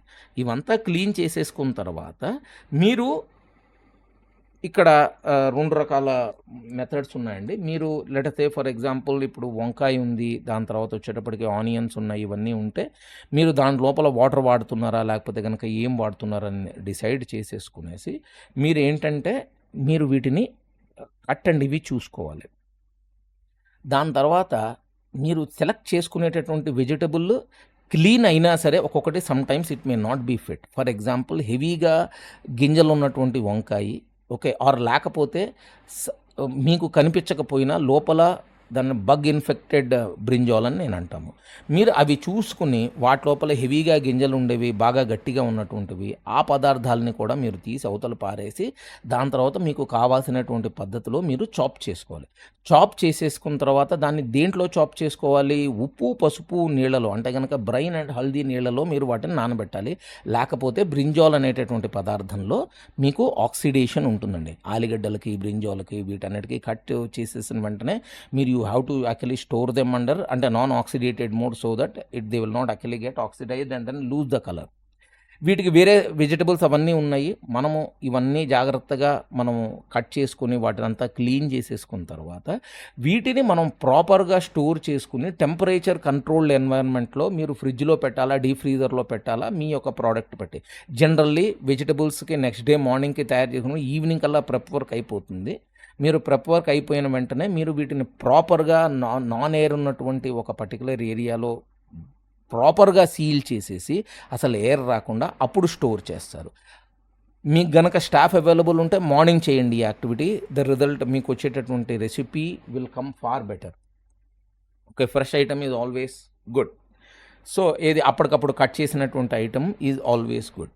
సో ఇవంతా చేసేసి మీరు రెసిపీని ఏంటంటే గనక వాడేసిన నూనె వాడకూడదు. ఫ్రెష్ ఆయిల్ వాడాలి. ఓకే. దాని తర్వాత ఆయిల్ మీరు ఏమన్నా సరే రీయూజ్ చేసేటప్పుడు దాన్ని క్లీన్ చేయాలి. దానికి క్లీనింగ్ పద్ధతి ఏంటి? దాని తర్వాత only once it has to be put it in the high fumes అంటే హై టెంపరేచర్‌లో మీరు ఒక రోజంతా వాడిన ఆయిల్ నెక్స్ట్ డేకి జనరల్లీ వేరే కర్రీస్ కోసం వాడటం మంచిది కాదు. ఎందుకంటే దాని యొక్క టేస్టు వేరే యొక్క సబ్జీ వేరేది ఏదన్నా ఉన్నా. దాని తర్వాత చాలామంది veg oil, non veg oil, fish oil ఏంటంటే ఇష్టం వచ్చినట్టు వేరే వేరే వాటిల్లో వాడేస్తూ ఉంటారు. అట్లా వాడకూడదండి. వెజ్ వాళ్ళకి మీరు ప్రాపర్‌గా వెజ్ ఇవ్వాలి. You have to have respect for the customers. Okay. Veg తినే కస్టమర్‌కి వాళ్ళ యొక్క రిక్వైర్మెంట్ ఉంది. ఆ రిక్వైర్మెంట్ ప్రకారంగా మీరు దాన్ని ప్రాపర్‌గా దాన్ని హ్యాండిల్ చేసే విధంగా మీరు చేయాలి. ఇది చాలా చాలా బేసిక్ రిక్వైర్మెంట్. కాబట్టి మీరు ఆయిల్ క్లీనింగు, దాని తర్వాత యూటిలైజేషను ఇవంతా చెక్ చేసుకుని దాని తర్వాత ఆ ఆయిల్ యొక్క టైమ్ లైన్ అంటే ఇప్పుడు ఫర్ ఎగ్జాంపుల్ పామోలిన్ ఆయిల్ మీద నేనేమీ నెగెటివ్ చెప్పట్లేదు కానివ్వండి. మీరు పామోలిన్ ఆయిల్ మీరు ఒక పర్టికులర్ టైం తర్వాత it will not be good. ఇప్పుడు గనక మీరు ఒక డాల్డా దాని తర్వాత లేకపోతే మార్జరీన్ అనేటటువంటిది మీరు గనక వాడుకుంటే అది ఒక పర్టికులర్ ఫామ్ అండ్ టైం తీసుకుంటుంది. ఓకే. సో ఆ ఫామ్ అండ్ టైము ఆ కూరకు కానివ్వండి లేకపోతే గనక ఆ కస్టమర్‌కి అది గనక ఇబ్బందికరం పెట్టేటట్టో లేకపోతే ప్రజెంటేషన్ మోడల్లో సరిగ్గా లేకపోతే that particular oil should be avoided under all circumstance అండి. ఎందుకంటే మీరు మార్జరీన్ వాడేటప్పుడు మీరు ఏంటి బేకరీ రిలేటెడ్ ఐటమ్స్‌లో మీరు మార్జరీన్ వాడతారు. కానీ ఆ మార్జరీన్ లేకపోతే గనక డాల్డా టైప్ ఐటము ఏది తొందరగా గడ్డగట్టేటటువంటి స్వభావం ఉన్నటువంటి ఐటమ్ గనక మీరు తీసుకుని దాన్ని గనక వాడితే ఇది ఉండదు. 2 ఇన్ ద ఫార్మ్ ఆఫ్ ఏంటంటే clarified butter and as well as butter ఫామ్‌లో మీరు ఏంటంటే ప్యాస్చరైజ్డ్ అంటే ఫ్లేవర్డ్ బటర్స్ ఇవి గనక వాడేటప్పుడు మీరు కస్టమర్‌కి చెప్పాలండి అది. అంటే ఎట్లా అంటే గనక ఒరిజినల్ మిల్క్ బేస్డ్ ప్రోడక్ట్స్ కానప్పుడు మీరు వాడటం అనేటటువంటిది మీరు చూసుకోవాలి. రెండో పాయింట్ మీరు వెన్నపూస నేను వేస్తున్నాను అనేటటువంటిది ఆ యొక్క ప్రోడక్ట్ స్ట్రక్చర్ చూసేటప్పుడు చాలామంది వెన్నపూస ముందరేసేసి నేను కూర చేస్తాను అనేసి వంట వాళ్ళు చెప్తారండి. అది తప్పని నేను అనను. కానీ we need to understand the behaviour of butter and the behaviour of clarified butter. So నెయ్యికి ఉన్నటువంటి ప్రాపర్టీస్కిను మీకు ఇది హై టెంపరేచర్కి ఎక్స్పోజ్ అయినటువంటి బటర్కి ఒక వ్యత్యాసం ఉండండి. మిల్క్ సాలిడ్స్ పేరుకుంటాయి. ఆ మిల్క్ సాలిడ్స్ మీ కర్రీకి ఇబ్బంది కలిగించేటట్టయితే డోంట్ యూజ్ ఇట్. నేను చెప్పేది అర్థం చేసుకోండి ప్రోడక్ట్ని. నేను ఇది వాడద్దు అని కానీ వాడమని కానీ నేనేమి రికమెండేషన్ ఇవ్వట్లేదండి. కానీ understand the item when you are using it for a requirement. అదేదో మార్కెట్ చేస్తోంది కాబట్టి మీరు చేయొద్దండి. అంటే మార్కెట్లో ప్రతి ఒక్కడు ఎంఎస్జీ వేస్తాడు కాబట్టి నేను కూడా వెయ్యాలి అనేటటువంటి కాదు. మీరు ట్రెడిషనల్ ఫుడ్ అని మీరు చెప్పినప్పుడే మీరు దాంట్లో ఎంఎస్జీ వెయ్యరు అని మీరు అవతల వాళ్ళకి మీరు ఒక కన్ఫర్మేషన్ ఇస్తున్నారండి. రీజన్ ఏంటంటే ట్రెడిషనల్ ఫుడ్లో ఎంఎస్జీ అనేటటువంటిది ఇండియన్ బేస్డ్ ప్రోడక్ట్ కాదు. అది తప్పని నేను అంటలేదు, తప్పు కాదని నేను అంటలేదు. అది ప్రతి ఒక్క యొక్క షెఫ్ యొక్క బేసిక్ అండర్స్టాండింగ్, మీ యొక్క ఆలోచన పరంగా మీరు దాన్ని యూజ్ చేసుకుంటాము, యూజ్ చేయకపోవటం అనేది ఉంటుంది. మీరు ఫ్యూజన్స్లో వాడుకోవచ్చు, దీంట్లో వాడుకోవచ్చు, దాంట్లో వాడుకోవచ్చు, మిగతా చాలా పద్ధతుల్లో ఉంది. కానీ వేరే వాళ్ళ యొక్క రెసిపీని మీరు ట్రెడిషన్ ఫామ్తో ఇది ఇవ్వద్దు. మీరు తెలుగు భోజనం ఇస్తున్నప్పుడు తెలుగు భోజనం ఇవ్వాలి. మీరు తెలుగు భోజనం ఏది ఎవరిదో రెసిపీ తీసుకొచ్చి తెలుగు భోజనం అని పేరు చెప్పి వెళ్ళకూడదు. నేను ఆ మధ్య ఒక రెస్టారెంట్ చూశానండి, తెలుగు భోజనాలు అని చెప్పేసి కొన్ని ఇవి చేస్తున్నారు. నేను వాళ్ళ పేర్లు తీసుకోవట్లేదు, కానీ fundamentally that is the wrong thing. Okay. And మనము చూసుకోవాల్సింది ఏంటంటే పేరు ఏదైనా అవ్వనివ్వండి, మనకి ఫుడ్ టేస్ట్గా ఉండాలండి. ఎందుకంటే at the end of the day same recipes వేరే వేరే లొకేషన్స్లో మిగతా వాటన్నిటిలోనూ వాటి యొక్క presentation and performance is deferred. ఇప్పుడు దమ్ ఆలు పంజాబ్లో ఒక మెథడ్ ఉంది, దాని తర్వాత మీరు ఒడిస్సా బెంగాల్కి వెళ్తున్నప్పుడు దమ్ ఆలు ఇంకొకటి ఉంది. ఫర్ ఎగ్జాంపుల్ మీరు ఒడిస్సా బెంగాల్ కనుక వెళ్తున్నప్పుడు మురితో తింటారు, దమ్ ఆలును దాని తర్వాత చనాకూరతో అక్కడ తింటారు. అది ఏంటంటే వాళ్ళకి నచ్చింది అది. కానీ అదే మురితో మీకు వేరే ఏరియాలో తినమని చెప్పండి, people may not like it. ఎందుకంటే లోకల్ ఫ్లేవర్ అండ్ టేస్ట్ దాంట్లో ఉంటుంది. ఆ దమ్మాలు కూర ఈ దమ్మాలు కూరకి ఈక్వేట్ కాదండి. ప్రతి ఒక్క రెసిపీకి దాని యొక్క గొప్పదనం ఉంది. దాన్ని ఆస్వాదించే క్యాండిడేట్స్ ఉన్నారు, దాన్ని లైక్ చేసే క్యాండిడేట్స్ ఉన్నారు. కాబట్టి రెసిపీలో గొప్పతనం తక్కువతనం కాదు, అది రుచిను ఒకళ్ళకి సాటిస్ఫాక్షన్ ఇస్తున్నప్పుడు every recipe is a fantastic recipe అండి. కాబట్టి మనం దానికి గౌరవం భక్తితో మనం చేయాలి.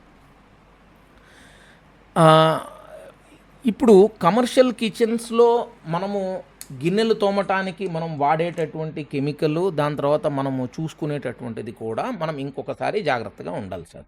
ఇది అప్రస్తుతమైన ఒక చిన్న మాట నేను మాట్లాడతాను. చాలామంది ఏమైపోతుందంటే కనుక రీయూటిలైజేషన్ ఆఫ్ యూజ్డ్ యూటెన్సిల్స్ చేసి they don't give too much importance on external and then as well as internal cleaning. అంటే మీరు కనుక చాలా ఏంటంటే కనుక రోడ్ సైడ్ కానివ్వండి, లేకపోతే కనుక బల్క్ వాల్యూమ్ ఉన్నటువంటి ఒక పర్టికులర్ ప్లేస్కి వెళ్తున్నప్పుడు వాళ్ళ యుటెన్సిల్స్ ఆర్ చార్డ్ అండి. అవి తప్పని నేను అన్ను, అవి హెవీ యూటిలైజేషన్ వల్ల అయింది. కానీ by the end of the day మీరు ఏం చేయాలంటే కనుక నల్లతనం అని కాదండి, లోపల ఉన్నటువంటి ఏది మన రెసిడ్యువల్ ఫుడ్ పార్టికల్స్ ఏవైతే అక్కడ అతుక్కొని కానీ లేకపోతే కనుక గిన్నెకి హంగై కానీ లేకపోతే కనుక ఉన్నాయో వాటన్నిటినీ ప్రాపర్ మెథడ్ అండ్ క్లీనింగ్ మెథడ్స్లో మనం క్లీన్ చేయాలి. సపోజ్ ఒక తవా ఉంది, నాకు తెలిసినంత వరకు 90% ఆఫ్ ఏంటంటే కనుక రోడ్ సైడ్ ఉన్నటువంటి ప్లేసుల్లో తవాను అసలు ఎవడు క్లీనే చేయడు. అట్లా కాదండి, తవాకి క్లీన్ చేసే ప్రొసీజర్ ఉంది. మీరు యూట్యూబ్ కనుక చూస్తున్నప్పుడు మీరు ఏంటంటే హెవీ యూటిలైజేషన్ ఒక తవాని చేసిన తర్వాత మీరు డీగ్రీజర్ తీసేసి ఆ తవాని క్లీన్ చేసుకోవాలి. డీగ్రీజర్లు మీరు కమర్షియల్ 3M ప్రోడక్ట్స్ ఉన్నాయి, మిగతా వాళ్ళవి చాలా మంచి క్వాలిటీ ప్రోడక్ట్స్ ఉన్నాయి. అవి తెచ్చినప్పుడు వాటిని యూజ్ చేసే మెథడ్తో మనం చూసుకోవాలి. అండ్ రెండో పాయింట్, మీ యొక్క స్టాఫ్కి అసలు మనము దాన్ని ఏమంటారంటే కనుక చార్డ్/స్టార్ డెవలప్ అయినటువంటి యూటెన్సిల్ని క్లీన్ చేసేటటువంటి ప్రొసీజర్ చెప్పాలండి. మన కిచెన్లోనే మనకి ఏది ఉంటుంది, సాల్ట్ ఉంటుంది, దాని తర్వాత వచ్చేటప్పటికి మన నిమ్మప్పు ఉంటుంది, దాని తర్వాత మీకు పసుపు ఉంటుంది, చింతపండు ఉంటుంది. ఓకే, అంటే చింతపండు ఇది నథింగ్ బట్ వినిగరెట్ మీకు అవైలబుల్ ఉంటాయి. You can use all those particular items and then it still get most of those particular things clean. ఈ మధ్యకాలంలో టూత్పేస్ట్ కూడా ఏంటంటే కనుక దానిపైన మీకు కొంతమంది ఏం చేస్తారంటే టిష్యూ పేపర్లో పెట్టేసి వాటిని మొత్తం కెమికల్ అంతా వాటిపైన అక్కడ పెట్టి దాని తర్వాత హాట్ వేస్తారు. మీకు ఏది కాస్టిక్ సోడా ఉంది, ఎసిటిక్ యాసిడ్ ఉంది, దాని తర్వాత వచ్చేటప్పటికి మీకు సాల్ట్ ఉంది, దాని తర్వాత మీరు ఇసుక వాడచ్చు, లేకపోతే టూత్పేస్ట్ వాడచ్చు, లేకపోతే టిష్యూ పేపర్లో వాటికి అతుక్కుని వాటన్నిటిని ఉంచచ్చు. లేకపోతే కనుక మీరు హాత్ బాత్ టబ్లో మీకు ఏంటంటే డిష్ వాష్ లిక్విడ్ విళ్ళేసి మీరు చెయ్యొచ్చు. బోల్డ్ ఉన్నాయండి సొల్యూషన్స్. మీరు చెయ్యాలనే కానీ ఆ యొక్క ఇది బలంగా గట్టిగా రుద్దితే పోవాలని కాదండి. ఈజీగా వెళ్ళిపోయేటటువంటి మెథడ్స్ బోల్డ్ ఉన్నాయి. Please understand that's particular requirements and then do it. ఇంకొక మెయిన్ పాయింట్ ఏంటంటే, మీకు ప్రోడక్ట్స్లో మీరు చూసుకోవాల్సింది ఏంటంటే ఆ ప్రోడక్ట్ యొక్క బేసిక్ బిహేవియర్ అండి. ఇప్పుడు నేను కొన్ని జస్ట్ పాయింట్స్ చెప్తామండి. ఇప్పుడు ఎట్లా ఉంటుందంటే కనుక, ఇప్పుడు ఒక వెజిటేరియన్ ప్రోడక్ట్స్లో మీకు వెజిటబుల్ ఐటమ్స్ ఉంటాయి. అంటే కనుక గ్రీన్స్, లీఫీ వెజిటబుల్స్ దగ్గర నుంచి మీకు అండ్ పండ్లు, పండ్లు, దాని తర్వాత కూరగాయలు, దాని తర్వాత వచ్చేటప్పటికి ఇవన్నీ ఉంటాయి. ఓకే, వాటిలో మీకు ఆర్గానిక్ ఉంది, ఫామ్ ప్రొడ్యూస్ ఉంది, దాని తర్వాత వాటిని పెంచే మెథడ్ ఉంది. ఇప్పుడు మీరు జనరల్ మార్కెట్కి కనుక వెళ్తే కనుక దాంట్లో పెస్టిసైడ్స్ యూజ్ చేస్తారని తెలుసు కాబట్టి మీరు క్లీనింగ్ మెథడ్ పెస్టిసైడ్ క్లీనింగ్ చేసుకొని ఓజోన్ క్లీనింగ్ మెథడ్స్ కనుక వెళ్ళారనుకోండి, నీట్ అండ్ క్లీన్ ఉంటుంది. Organic vegetables may not look good, కానీ అసలు ఇంతకీ అవి ఒరిజినల్లీ వీడు ఆర్గానిక్ అని చెప్పాడు, అవి ఇంతకీ ఆర్గానిక్ ఉన్నాయా లేదా అనేటటువంటి అసెస్మెంట్, వాటి సర్టిఫికేషన్స్ కూడా మీరు పెట్టుకోవాలి. వాటి టెస్టింగ్ మెకానిజం మీరు పెట్టుకోవాలి. ఇప్పుడు రేపొద్దున ఏమైనా బగ్ ఇన్ఫెస్టెడ్ ప్రోడక్ట్ ప్రొడ్యూస్ కనుక మీ దగ్గరికి వచ్చింది, ఆర్ హెవీ కెమికల్ ఇన్ఫ్యూజ్డ్ ఉన్నటువంటి ప్రోడక్ట్ మీ దగ్గరికి వస్తే కనుక some time there is a need for you to reject an entire batch. నేను ఒక చిన్న ఎగ్జాంపుల్ చెప్తానండి. ఇప్పుడు ఒక పర్టికులర్ టైంలో మాకు అయినటువంటి మెథడ్ నేను చెప్తాను. నేను ఒక 10 బస్తాల ఆలుగడ్డలు మార్కెట్ నుంచి తెప్పించాము ఒక పర్టికులర్ క్లయింట్ కోసము. ఆ ఆలుగడ్డలు పైన నుంచి చూడటానికి వచ్చేటప్పటికి అద్భుతంగా ఉన్నాయి. మాకు శాంపిల్ చూపెట్టినప్పుడు వాటిని కట్ చేసుకుంటే కనుక చాలా అద్భుతంగా కనిపించాయి. కానీ ఆ యొక్క 10 బస్తాల్లోనూ మీరు కనుక కట్ చేస్తే అరౌండ్ 80 to 90% లోపలంతా బగ్ ఇన్ఫెస్టెడ్ అయిపోయేసి మొత్తం మధ్యంతా మీకు ఒక మౌల్డ్ వచ్చిందండి దాని లోపల. ఓకే, మనం అవి ఎందుకు ఏంటని చెప్పి ఇది అప్రస్తుతం. కానీ ఆ టోటల్ బ్రింజ ఏంటంటే కనుక potato has to be discarded. పైన నుంచి చాలా బాగున్నాయి, కానీ that seed itself is not a correct quality one. రెండోది, మీరు పొటాటోస్ తీసుకునేటప్పుడు గ్రీన్ టింజ్తో వస్తాయండి పొటాటోస్. ఆ గ్రీన్ టింజ్ ఉన్నటువంటి పొటాటోస్ మనం అసలు వాడకూడదండి. చాలామందిని వాటిని కట్ చేసేసి కూరల్లో పడేస్తూ ఉంటారు. Technically it is not good for health, for human beings. మనం చూసుకోవాల్సింది ఆ గ్రీన్, ఎందుకంటే అవి ఎక్స్పోజ్ టు సన్లైట్ అయ్యాయి during the growing process. So మనం ఏంటంటే ఆర్గానిక్ వర్సెస్ ఫామ్ ప్రొడ్యూస్, ఈ are they good or bad అనేటటువంటిది అసెస్మెంట్. దాంట్లో ఇద్దరిని ఇన్వాల్వ్ చేయాలండి. ఎందుకంటే ఒకళ్ళు బద్దకిస్తారు, ఒక ఎగ్జిక్యూటివ్ షెఫ్, దాని తర్వాత స్టోర్ ఇన్ఛార్జి, దాని తర్వాత ఉండేవాడు, ముగ్గురు ఇన్వాల్వ్ అయితే this will be the best method. Okay, cleaning మెథడ్లో అవైలబుల్ ప్రోడక్ట్స్, సింథటిక్ కెమికల్స్. ఎందుకంటే కనుక ఈ మధ్యకాలంలో తొందరగా అవ్వాలంటే you already have that everything. దాని తర్వాత ఆ తెచ్చుకున్నటువంటి వస్తువు యొక్క పెరిషబిలిటీ ఫ్యాక్టరు, దాని తర్వాత యూజ్ బై డేట్స్ ఏమన్నా ఉంటే కనుక మీరు ఆ యూజ్ బై డేట్కి 1 వీక్ ముందరో లేకపోతే 10 days ముందరో మీరు యొక్క అలారం పెట్టేసుకునేసి, వీలైతే కనుక ఇది ఎక్స్పైర్ అయిపోతున్నప్పుడు మీ యొక్క రెగ్యులర్ సప్లయర్కి రిటర్న్ ఇచ్చేయాలండి. దేర్ ఈజ్ చాని కనుక కన్జ్యూమర్ ప్రోడక్ట్ ఉంది లేకపోతే బాటిల్డ్ ప్రోడక్ట్ ఉందంటే వాళ్ళు తీసుకుంటారండి. ఓకే, కానీ మార్కెట్లో అంటే మీరు ఏది జనరల్ హోల్సేల్ మార్కెట్లో కొన్నవి జనరల్లీ తీసుకుంటాం మీద వాడు they will not be everything. దాని తర్వాత మీరు తీసుకునేటటువంటి వస్తువు cut, chop, shed and peel or trim చేసేటప్పుడు మీరు వాటి యొక్క లక్షణాలు, వాటి యొక్క రిక్వైర్మెంట్స్, వాటి యొక్క ఏంటంటే కనుక వాటి యొక్క behaviour after this activity is done అనేటటువంటిది కూడా మీరు చూసుకోవాలి. దాని తర్వాత లేబులింగ్ అనేటటువంటిది, ఈ యొక్క ప్రొడ్యూస్ని రైట్ మెథడ్ ఆఫ్ స్టోరేజ్ మీరు ఐడెంటిఫై చేసిన తర్వాత ఆ రైట్ మెథడ్ ఆఫ్ స్టోరేజ్లో మీరు దానికి లేబుల్ ఇవ్వటం అనేటటువంటిది మ్యాండేటర్లీ రిక్వైర్డ్ అండి. మీరు ఎప్పుడైనా ఒక వస్తువుని ఆర్డర్ చేసేటప్పుడు మీరు చూసుకోవాల్సింది ట్రెండ్ అనాలిసిస్ చెక్ చేసుకోవాలండి. మీ ఏంటంటే కస్టమర్ యొక్క ఆర్డరింగ్ బిహేవియర్లో ఆ యొక్క ప్రొడ్యూస్ అవసరము అనేటటువంటిది మీకు వస్తుంటే కనుక మీరు చూసుకోవాలి. ఇప్పుడు ఒక చిన్న ఎగ్జాంపుల్ చెప్తామండి. ఒక సీజనల్ వెజిటబుల్ ఉంటుంది. ఆ సీజనల్ వెజిటబుల్ వస్తున్నప్పుడు మీరు ట్రెండ్ అనాలిసిస్ లేకపోతే కనుక కస్టమర్ ఆర్డర్ అనాలిసిస్ ఏంటంటే, మీరు మార్కెట్ చేస్తున్నారా, ఆ ప్రోడక్ట్ని మీరు మార్కెట్ చేయట్లేదా, అది అసెస్ చేసుకోండి. మీరు మార్కెటింగ్ చేస్తున్నారు అన్నప్పుడు దానికి ఒక గ్రోత్ ఉంటుంది. అంటే కనుక మీరు డిస్కౌంట్ ఇస్తున్నారు, మార్కెటింగ్లో డిస్కౌంట్ ఉంటుంది, వర్డ్ టు వర్డ్ మౌత్ ఉంటుంది, లేకపోతే కనుక ఒక ఫెస్టివల్ ఉంటుంది, లేకపోతే ఒక ప్రజెంటేషన్ ఉంటుంది. ఇవన్నీ కనుక మనం తీసుకునేటప్పుడు మనము ఆ యొక్క ప్రొడ్యూస్ యొక్క పోస్ట్ మార్కెటింగ్ డిమాండ్ని గెస్ చేసుకుని మనము మొదలెట్టేసుకున్న తర్వాత ఆ ప్రొడ్యూస్ రెగ్యులర్గా అది సీజనల్, దాని తర్వాత వచ్చేటప్పటికి దాని యొక్క అవైలబుల్ లిమిటెడ్ అయినప్పుడు మనం ఎక్కువ ఆర్డర్ చేసుకుంటాము. ఆ ఎక్కువ ఆర్డర్ ఆర్డర్ ఏది అవైలబుల్ ఉన్నప్పుడు కొనుక్కుని, కానీ దాని స్టోరేజ్ని సరిగ్గా చేసుకోకపోతే మొత్తం ప్రొడ్యూస్ వేస్ట్ అయిపోతుందండి. నేను గమనించేది వెరీ సింపుల్ ఎగ్జాంపుల్, మీరు మష్రూమ్స్ తీసుకోండి. మష్రూమ్స్ అవైలబిలిటీ చిన్న చిన్న ప్యాకెట్స్లో మీకు అవైలబుల్ ఉంది, కానీ నేను చూసినటువంటి చాలా రెస్టారెంట్స్లో ఆ మష్రూమ్ని ఎవడు దాన్ని సరిగ్గా క్లీన్ చేయడండి. ఏదో నీళ్ళల్లో క్లీన్ చేస్తారు. మష్రూమ్ యొక్క బిహేవియర్ ఈజ్ నాట్ దట్ అండి. అవి అట్లా క్లీన్ చేయకూడదు, చెయ్యాలని నేను మాట్లాడటలేదు. మీరు మష్రూమ్ యొక్క క్లీనింగ్ మెథడ్, ఎందుకంటే దానిపైన పోర్స్ వస్తాయి, ఆ పోర్స్ని మీరు క్లీన్ చేసుకోవాల్సిన మెథడ్ ఇది ఆటా క్లీనింగ్ మెథడ్. అంటే కనుక మీ దగ్గర ఉన్నది క్లీన్ చేసి దాని తర్వాత మళ్ళీ రీక్లీన్ చేసుకొని దాని లోపల మనం చాలా జాగ్రత్తగా ఉండాలి. ఏది మనం స్టోర్ చేసుకునేటట్టయితే మీకు ఫామ్ ప్రొడ్యూస్ అంటే కనుక ఇవాళ పొద్దున మార్కెట్లోకి వచ్చినటువంటి ప్రొడ్యూస్ని మీరు మధ్యాహ్నానికల్లా చేసేస్తే కనుక ఒక సింపుల్ క్లీనింగ్ మెథడ్ ఇది ఉంది. ఏంటంటే కనుక సింపుల్గా మనం దాన్ని ప్రొడ్యూస్ చేసేటప్పుడు దాని క్లీనింగ్ మెథడ్లో మార్పు వస్తుందండి. మనం ఇది చేసుకోవాలి. దాంతో వాటిని మనం ఎంతవరకు కట్ చేస్తున్నాము, ఎంతవరకు ట్రిమ్ చేస్తున్నాము, వాటిని సెమీ ప్రాసెస్ చేస్తున్నామా అంటే కనుక మనం వాటిని ఏదో డ్రై కానీ లేకపోతే కనుక దాన్ని మనం గ్రేవీ కానీ లేకపోతే కనుక మనం వేరే మెథడ్లోకి దాంట్ని కన్వర్ట్ చేస్తున్నామా చెక్ చేసుకుని మనం చేయాలి.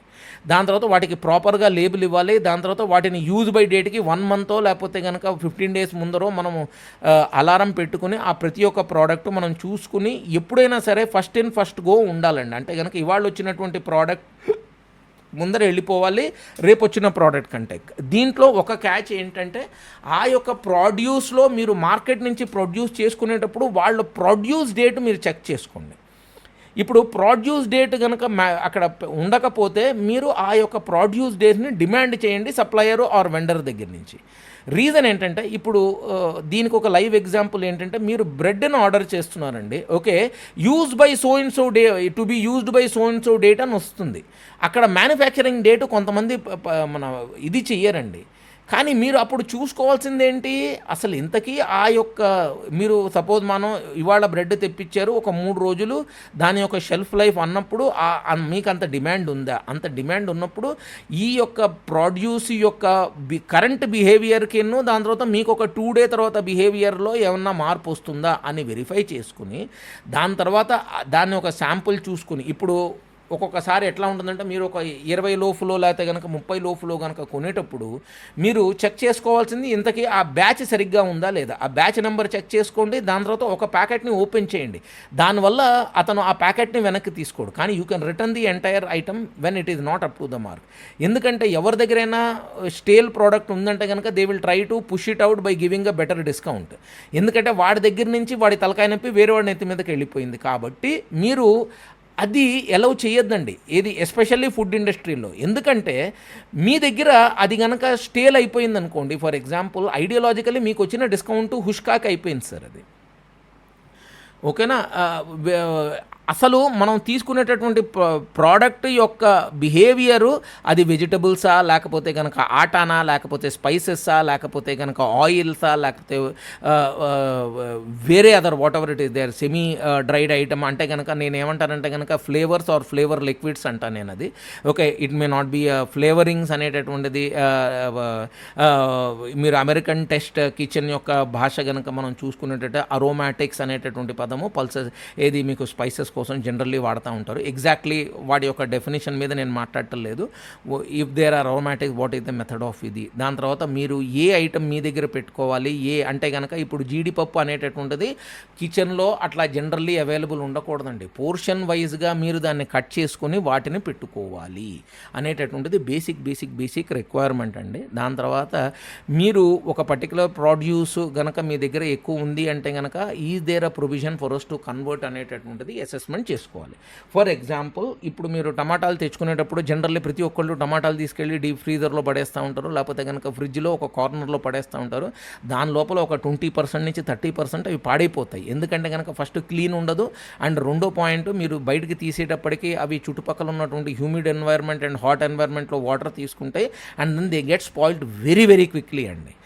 టమాటాలు అనేటటువంటివి మీరు ఎప్పుడూ ఎయిర్ ఉండే మెథడ్లో పెట్టుకోవాలండి. ఫర్ ఎగ్జాంపుల్ ఎనీ ఫ్రూట్ ఏదంటే కనుక మీరు ఫ్రూట్ యొక్క రిక్వైర్మెంట్ని చెక్ చేసుకొని తీసుకోండి. ఏది freezer friendly and then as well as freezer not friendly అనేటటువంటి క్యారెక్టరిస్టిక్ మీరు చూసుకుని వాటిని ఇచ్చేసుకోండి. చూసుకుని బై ఎనీ ఛాన్స్ మీరు లెటర్సే ఒక చిన్న ఎగ్జాంపుల్ పరంగా మీ దగ్గర ఒక 20 కేజీల టమాటాలు, ఎందుకంటే అది మినిమం సైజు మీకు ఒక హోల్సేల్ మార్కెట్లో మీకు ఇస్తున్నాడని మీరు తెప్పించుకున్నారు, మీకు ఒక 10 కేజీస్ టమాటోస్ మీ దగ్గర మిగిలిపోయాయి ఫర్ దట్ డే. మీరు ఇమీడియట్లీ ఏది అరౌండ్ 2 hours బిఫోర్ ముందర దాకా మీరు చెక్ చేసుకొని మీ ప్రొడ్యూస్ నెక్స్ట్ డే కల్లా పాడైపోయే ఛాన్స్ ఉంటుంది. ఏది నెక్స్ట్ డే యూటిలైజేషన్ అంటే రేపటి సాయంత్రం దాకా ఉండలేదు అనుకుని, కానీ ప్రస్తుతానికైతే usable condition and good condition కనుక ఉంది అండ్ కస్టమర్ నుంచి రిమార్క్ రాదు అని మీరు అనుకుంటే మీరు ఏం చేయండి అంటే దాన్ని కన్వర్షన్కి వెళ్ళండి. అంటే కన్వర్షన్కి వెళ్ళాలి అన్నప్పుడు మీరు ఈ యొక్క పర్టికులర్ ప్రాసెస్ని converted into let us a tomato gravy, okay, దాని తర్వాత టమాటా ప్యూరే, లేకపోతే కనుక మీ దగ్గర డీహైడ్రేటర్ ఉంటే కనుక డ్రైడ్ టమాటో, ఓకే, వీటిలో కన్వర్ట్ చేయండి. Or you can even convert them into some kind of tomato juice or other particular thing which you can actually use it at a later date so that మీ యొక్క requirement ఇవి you can store it in the fridge in a frozen form. They will actually try to stay it for some time. So always remember, okay, మీరు తీసుకునేటువంటి and మీరు bulk క్వాంటిటీలో మీరు ఎప్పుడైనా produce కనుక మీరు ప్రొక్యూర్ చేస్తున్నప్పుడు దానికి ఒక మెథడాలజీ ఉందండి. నాకు తెలిసినంత వరకు నేను చెప్తాను. ఏంటంటే ఇప్పుడు మీరు ఇందాక ఎగ్జాంపుల్ ప్రకారంగా 20 kgs ఆఫ్ టమాటోస్ మీరు తెచ్చారు, ఎందుకంటే అది మినిమం సైజు మీరు మార్కెట్లో ఉంది. అంటే the risk for 20 kgs of tomatoes irrespective of, అంటే మీరు 1 kg చేసుకోవచ్చు, 10 kgలు మీకు అవ్వచ్చు, లేకపోతే 20 kgలు కన్జ్యూమ్ అవ్వచ్చు. మీరు 1 kg 2 kgలు కన్జ్యూమ్ ఉన్నప్పుడు మీరు హోల్సేల్ మార్కెట్కి వెళ్ళకూడదండి. కానీ మీకు 10 to 12 kgs కనుక కన్జంప్షన్ ప్యాటర్న్ ఉన్నప్పుడు మీరు ఏంటంటే కనుక మార్కెట్ నుంచి తెచ్చుకోవచ్చు. 8 kgs మీకు ఎక్సెస్ అవుతుంది అనేటటువంటిది మీరు ఏంటంటే కనుక ఒక గెస్ట్ వర్క్ ఉంటుందండి. అటువంటప్పుడు మీరు ఏం తెచ్చుకోవాలి, మీరు షెల్ఫ్ లైఫ్ ఎక్కువ ఉండేటటువంటి బ్రాండ్ అండ్ బ్రీడ్ని మీరు తెచ్చుకోవాలి. ఇప్పుడు టమాటాలో నాటు టమాటో లేకపోతే కనుక తొందరగా పాడైపోయే టమాటో ఒకటి ఉంటుందండి. అంటే కనుక మార్కెట్లో ఇథిలీన్ నుంచి మనం పండించినటువంటి టమాటో మీకు next day 99% maximum 1 more day అంటే కనుక 2 days లోపల దాంట్లో మీకు స్పాయిలేజ్ వస్తుందండి. ఎందుకంటే కనుక ఇట్ ఈజ్ నాట్ దేర్. దాని తర్వాత మీకు ట్రాన్స్పోర్టేషన్లో ఆ క్రషన్నెస్లో అవి తొందరగా పాడైపోతాయి. దాని బదులు మీరు ఫ్యాక్టరీలో మీకు ఏది స్టేబుల్గా ఉండేటటువంటి ఏంటంటే కనుక సీడ్కి వెళ్ళచ్చు. ఫర్ ఎగ్జాంపుల్ టమాటా రోమా అంటే కనుక మీకు ఒక ఇది మన ఎగ్ షేప్లో ఉండేటటువంటిది టమాటో రోమా దొరుకుతుంది, which is basically used for all the commercial machine produce అంటే కనుక మెకానికల్ బల్క్ ప్రొడ్యూసర్లు అందరూ అవే టమాటాలు వాడతారమ్మా. ఓకే, దానికి ముచ్చ చిన్నగా ఉంటుంది. దాని తర్వాత అది మీరు 5-6 రోజుల పాటు కూడా మీరు కమర్షియల్ ఒక ప్రాపర్ కిచెన్ ఏరేటెడ్ ఎన్వైర్న్మెంట్లో పెడితే అవి పాడవు. కాబట్టి మీకు బల్క్ వస్తున్నప్పుడు అటువంటివి కొనటం అర్థంతరం. కానీ దీంట్లోపల నెగిటివ్ ఏంటి, మీరు గనక లోకల్ టమాటోస్ గనక వాడితే one of the main points ఏంటంటే దాంట్లో ఒక సౌర్నెస్ ఉంది. ఆ సవర్నెస్ మీరు ఏంటంటే కనుక మీ యొక్క రెసిపీలో మీరు యూటిలైజ్ చేసుకుంటున్నారా, లేకపోతే కనుక దాన్ని కంట్రోల్ చేసుకునేందుకు దానికి బ్యాలెన్సింగ్ కింద వేరే సోర్నెస్ యాడ్ చేస్తున్నారు. అంటే కనుక ఈ టమాటోలు for example are going into sambar making and ఈ సాంబార్లో ఒక పులుపు అవసరము, మనం కొంత చింతపండు కూడా దానికి యాడ్ చేసేసి కొంత బెల్లము అవంతా వేసి వాటిని pH లెవెల్స్ వాటిని మనం బ్యాలెన్స్ చేసుకుని మనం ఏంటంటే ఆ సాంబార్ రెసిపీ ప్రకారంగా మనం తయారు చేస్తున్నామా, మనకి ఇది అవసరం. కానీ మీరు ఒక స్టాండర్డ్ ఆపరేటింగ్ ప్రొసీజర్ చేసేసి మీరు ఒక పెద్ద సెంట్రల్ కిచెన్ రన్ చేస్తున్నారు, దాని తర్వాత మీ యొక్క అన్ని అవుట్లెట్లలోనూ ఇటువంటిదే సాంబార్ రావాలి, దీని యొక్క టేస్ట్ మారకూడదు అనుకున్నప్పుడు మీరు లోకల్ బేస్డ్ టమాటోస్ చూడొద్దండి. రీజన్ ఏంటంటే కనుక ఆ యొక్క సీడ్ ప్రతి ఒక్క ఫామ్ ప్రొడ్యూస్కి మారిపోతుంది. మీ అవైలబుల్ ఒకటి చిన్నది ఉంటుంది, ఒకటి వచ్చేటప్పటికి వేరే సీడ్ మారిపోతున్న టైం కల్లా మీకు ఏంటంటే కనుక దాని యొక్క సౌర్నెస్ మారిపోతుంది. కాబట్టి దాని న్యాచురల్ బిహేవియర్ని మీరు కంట్రోల్ చేయలేరు. కాబట్టి అసలు ఆ న్యాచురల్ బిహేవియర్ లేనటువంటి ఒక bland and then as well as thick model tomato Roma అని తీసుకుని దాని లోపల మనం ఏంటంటే ఈ సౌర్నెస్ మనం యాడ్ చేసుకుంటాము అనేటటువంటిది మనం ప్లాన్ పెట్టుకుని మనం చేస్తే ఓకే ఏమైపోతుందంటే కనుక మీ యొక్క సాంబారు ఇవాళ ఒక రకంగా ఉన్నది ఉంటుంది, రేపు కూడా అదే రకంగా ఉంటుంది, దాని తర్వాత 10 సంవత్సరాల తర్వాత కూడా ఒక రకంగానే వస్తుందండి. అంటే నేను ఇది బల్లగుద్ది ఇవే అవే అని నేను చెప్పట్లేదు. కొంతమందికి ప్రతిరోజు వేరియేషన్ నచ్చుతుందండి ఒక్కొక్క దాంట్లో. కానీ ఐడియాలజికల్లీ ఆ వేరియేషన్ నచ్చని వాళ్ళు కూడా చాలామంది ఉన్నారు. ఇప్పుడు మీరు ఒక మెక్డొనాల్డ్కి వెళ్ళారు, లేకపోతే ఒక పెద్ద చైన్కి వెళ్ళారు అంటే కనుక మీకు ఫ్రెంచ్ ఫ్రైస్ వచ్చాయి, లేకపోతే కనుక మీకు ఒక సాస్ వచ్చింది, ఏది టమాటా సాస్ కానివ్వండి, లేకపోతే కనుక మీకు వచ్చినటువంటి చిల్లీ సాస్ కానివ్వండి, అవి ఒక 10 సంవత్సరాల క్రితం ఎట్లా ఉన్నాయి ఇప్పుడు కూడా అట్లాగే ఉన్నాయి. ఎందుకంటే వాటిలో మార్పు వాళ్ళకి అవసరం కనిపించలేదు, వాళ్ళు వాటిని మార్చలేదు.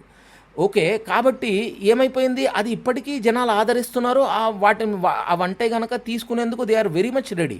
సో మనం అర్థం చేసుకోవాల్సింది, ఒక బల్క్ మ్యానుఫ్యాక్చరర్ పాన్ గ్లోబ్లో వాళ్ళు చేసుకునేటటువంటి టమాటా కెచప్ యొక్క మ్యానుఫ్యాక్చరింగ్ అనుకోండి, చిల్లీ సాస్ యొక్క మ్యానుఫ్యాక్చరింగ్ కనుక చూస్తే వాళ్ళు ఎంత లెవెల్కి వెళతారో అని మీరు ఆలోచించండి. మీరు ఫ్రెంచ్ ఫ్రైస్ మెక్డొనాల్డ్ యొక్క వాళ్ళ మేకింగ్ మెథడాలజీ కనుక చూస్తే వాళ్ళు ఎంత లోపలికి వెళ్ళారు, పొటాటో రిక్వైర్మెంట్ ఏంటి, ఏ టైప్ ఆఫ్ పొటాటో తీసుకున్నారు అనేటటువంటి దాని మీదకి వెళ్తుంది. వాళ్ళ వ్యాపారాలు పెద్దవి కాబట్టి వాళ్ళు చేసుకోగలుగుతారండి. చిన్న వ్యాపారాల్లో అది అవ్వటం కొంచెం ఇబ్బందికరమైన, నేను జనాలకి చెప్పేటటువంటి పాయింట్, ఆల్వేస్ లుక్ ఏంటంటే, నేను ఈ వ్యాపారంలో లాంగ్ టర్మ్ వెళ్ళాలనుకుంటున్నానా, షార్ట్ టర్మ్లో ఉండాలనుకుంటున్నానా, లేకపోతే వెళ్ళాలనుకుంటున్నానా అనేటటువంటి నిర్ణయం మీకు ఇప్పుడు అవసరం అండి. ఎందుకంటే నేను చూశానండి, సడన్గా ఒక పర్టికులర్ బ్రాండ్కి విపరీతమైనటువంటి డిమాండ్ వచ్చింది. ఆ డిమాండ్ వచ్చేటప్పటికి అతను కానీ లేకపోతే కనుక ఆ ఎంటర్ప్రినర్ ఆ యొక్క వ్యాపారాన్ని డెవలప్ చేయలేకపోయాడు. So eventually an opportunity has been lost అండి.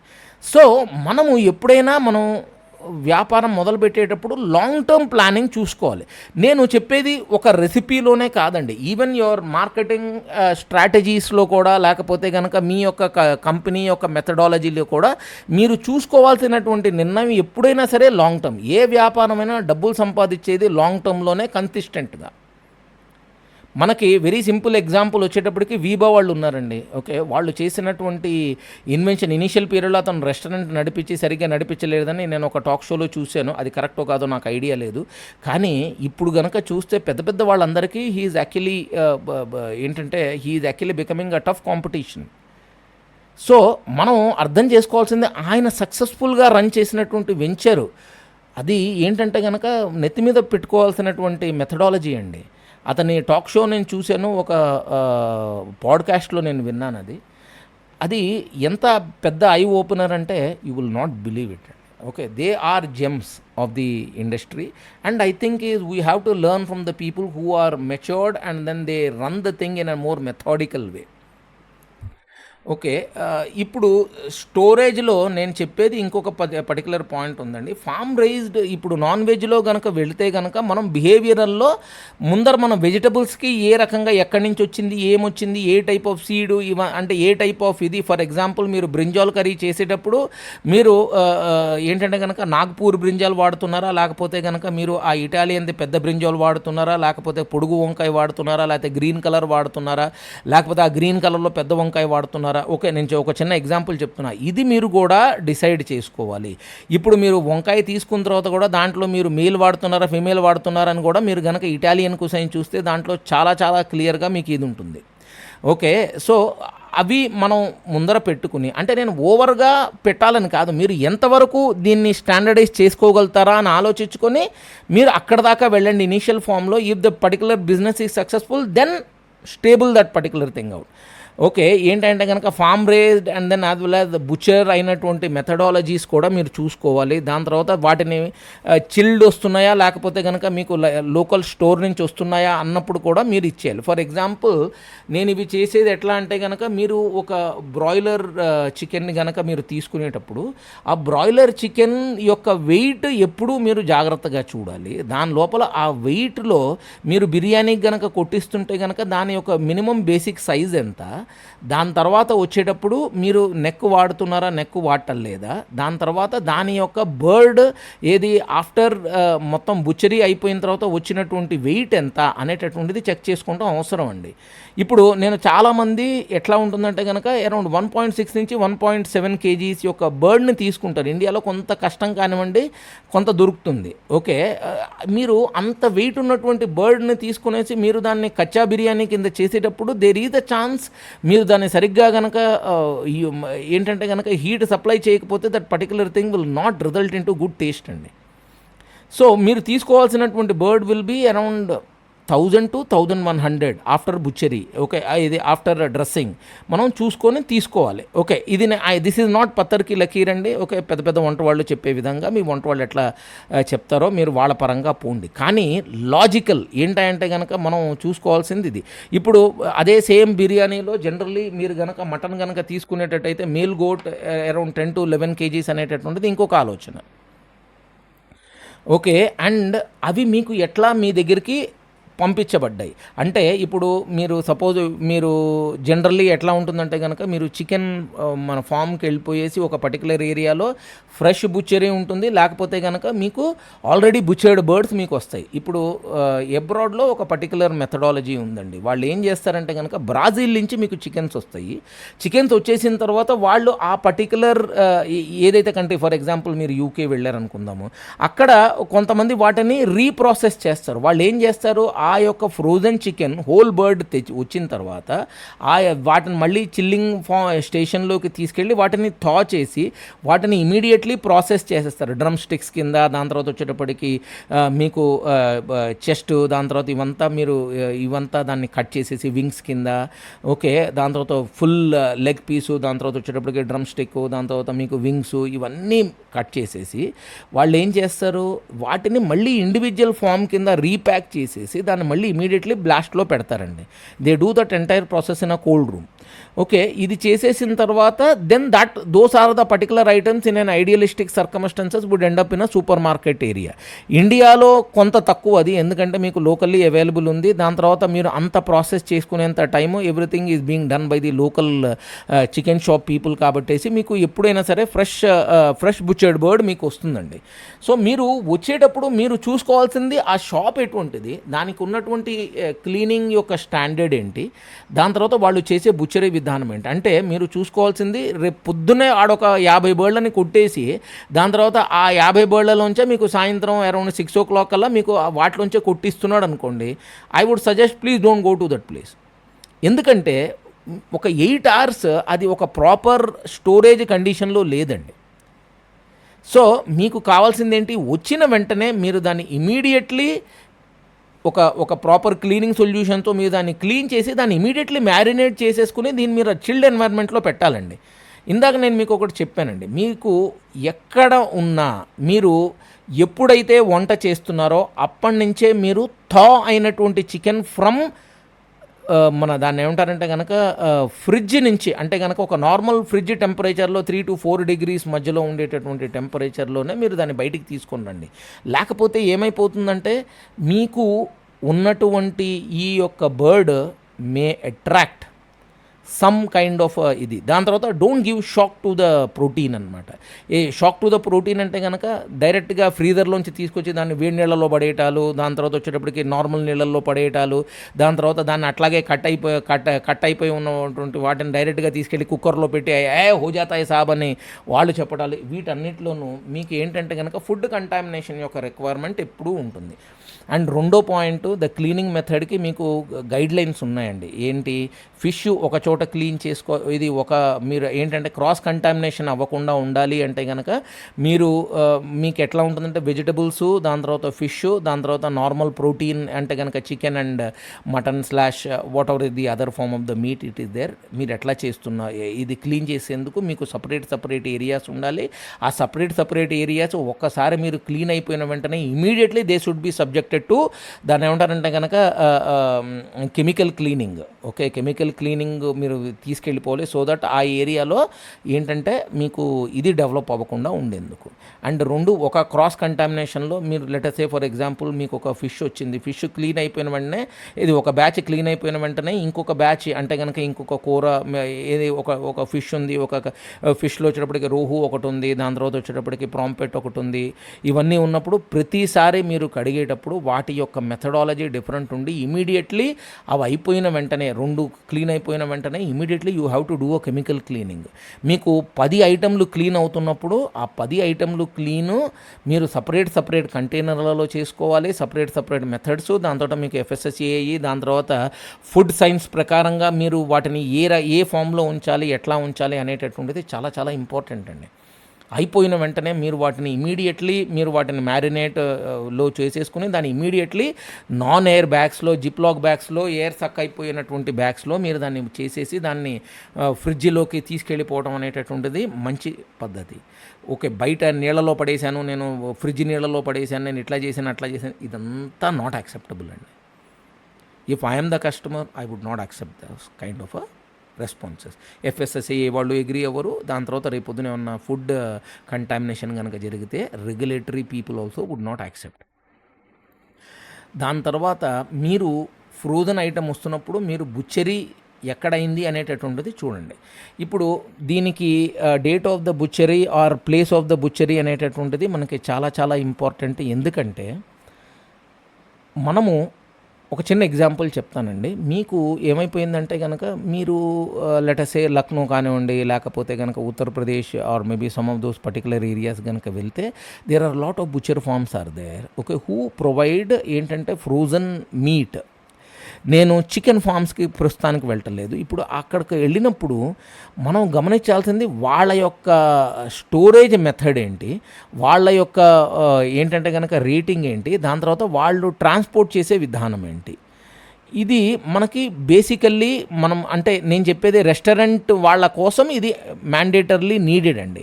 ఇప్పుడు రీటైల్ మన కన్జ్యూమర్స్ ఉన్నారనుకోండి, రీటైల్ కన్జ్యూమర్కి వాళ్ళకి ఒక దాన్ని ఏమంటారంటే కనుక బౌటిక్ బుచరీ షాప్స్ ఉన్నాయండి.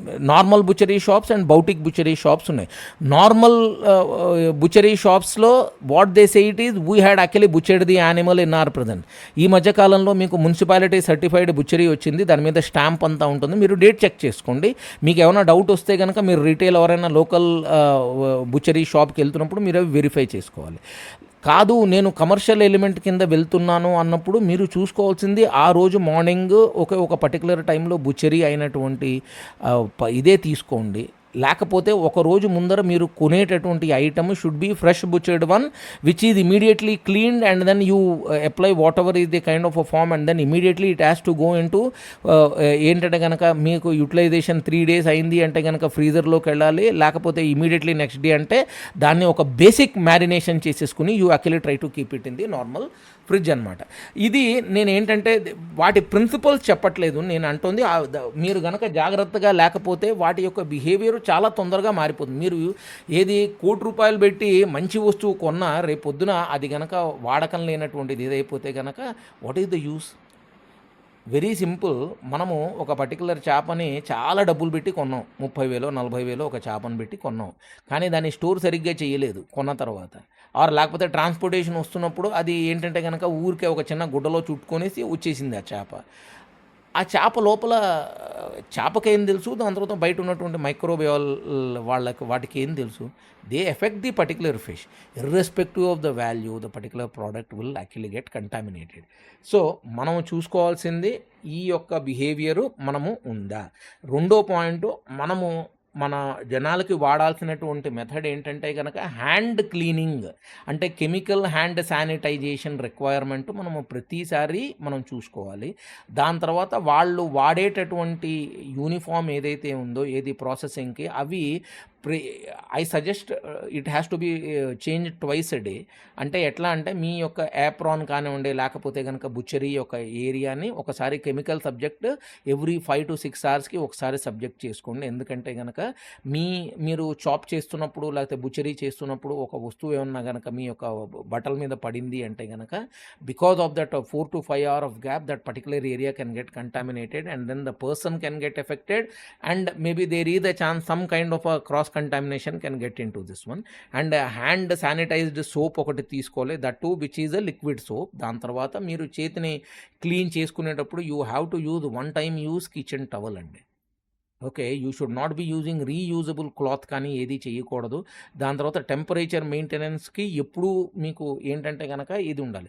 Temperature is not necessarily going to be cold only. The temperature should always be ఏంటంటే గనక మీరు పెట్టేటటువంటిది ఈవెన్ హాట్ కానీ లేకపోతే గనక లూక్ వార్మ్ కానీ ఏవన్నా పెట్టాలన్నా you have to be extremely cautious. For example మీరు మిల్క్ గనక తీసుకునేటప్పుడు మీరు దాన్ని పాస్చరైజ్ చేసేటటువంటి టెంపరేచర్ మీరు చూసుకోవాలి.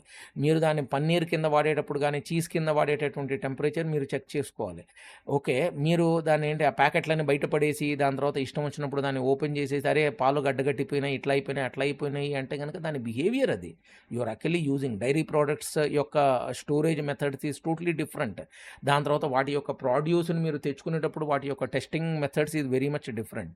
సో, ప్రతి ఒక్క ఫార్మ్ నేను చెప్పేది vegetable items, non veg items వీటి యొక్క డెరైవేటివ్స్‌లో ఏంటంటే గనక ఇప్పుడు సోయాబీన్ ఈజ్ అ పల్స్.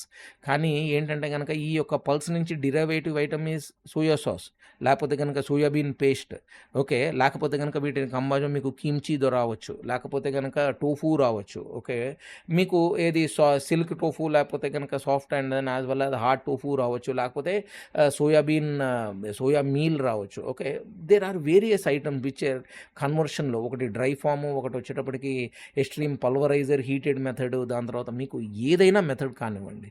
ఈ యొక్క ఫార్మ్స్‌లో మీరు గనక చేసుకునేటప్పుడు వాటి యొక్క బిహేవియర్ పరంగానే మీరు ముందరకు వెళ్ళాలి. వాటి యొక్క బిహేవియర్‌ని లాంగ్ టర్మ్ స్టోరేజ్‌కి మీరు చెక్ చేసుకోవాలి. ఓవర్ సాల్ట్ చేయటము, లేకపోతే అండర్ సాల్ట్ చేయటము, లేకపోతే వాటిని క్లీన్ చేసుకొని ఆ యొక్క సాల్ట్‌ని రిమూవ్ చేయటము, లేకపోతే once again replacing that particular salt ఇవన్నీ play a vital role in the particular kitchen which an entrepreneur should know. ఎందుకంటే అతనికి తెలిస్తే అతను వేరే వాళ్ళని కర్ర పట్టుకొని నిలబడి చేయిస్తాడు. ఓకే. చేయించటం మెయిన్ అండి. ఓకే. డబ్బులు మీరు పెడుతున్నారు కాబట్టి this is very much needed. మీరు ప్రతి దానికి పెరిషబిలిటీ ఫ్యాక్టర్ చెక్ చేసుకోండి. పెరిషబిలిటీ ఫ్యాక్టర్ చెక్ చేసుకున్న తర్వాత మీ యొక్క ప్రొడ్యూస్‌ని మీరు క్లియర్ చేసుకొని దాని తర్వాత దానిని అప్రోప్రియేట్ యుటిలైజేషన్ చేసి అద్భుతమైనటువంటి రెసిపీసు, దాని తర్వాత వాటి యొక్క ప్రాపర్‌గా ఏంటంటే గనక కళ్ళకి విందుగా ఏంటే గనక పంచేంద్రియాలు ఆనందింపజేయబడేటటువంటి ప్రొడక్ట్స్ కింద మీరు తయారు చేస్తే customer would be happy and your chef would be happy, and then you would be happy by the profits, and then the chef would be happy because the customer praised him or her, and then customer will take his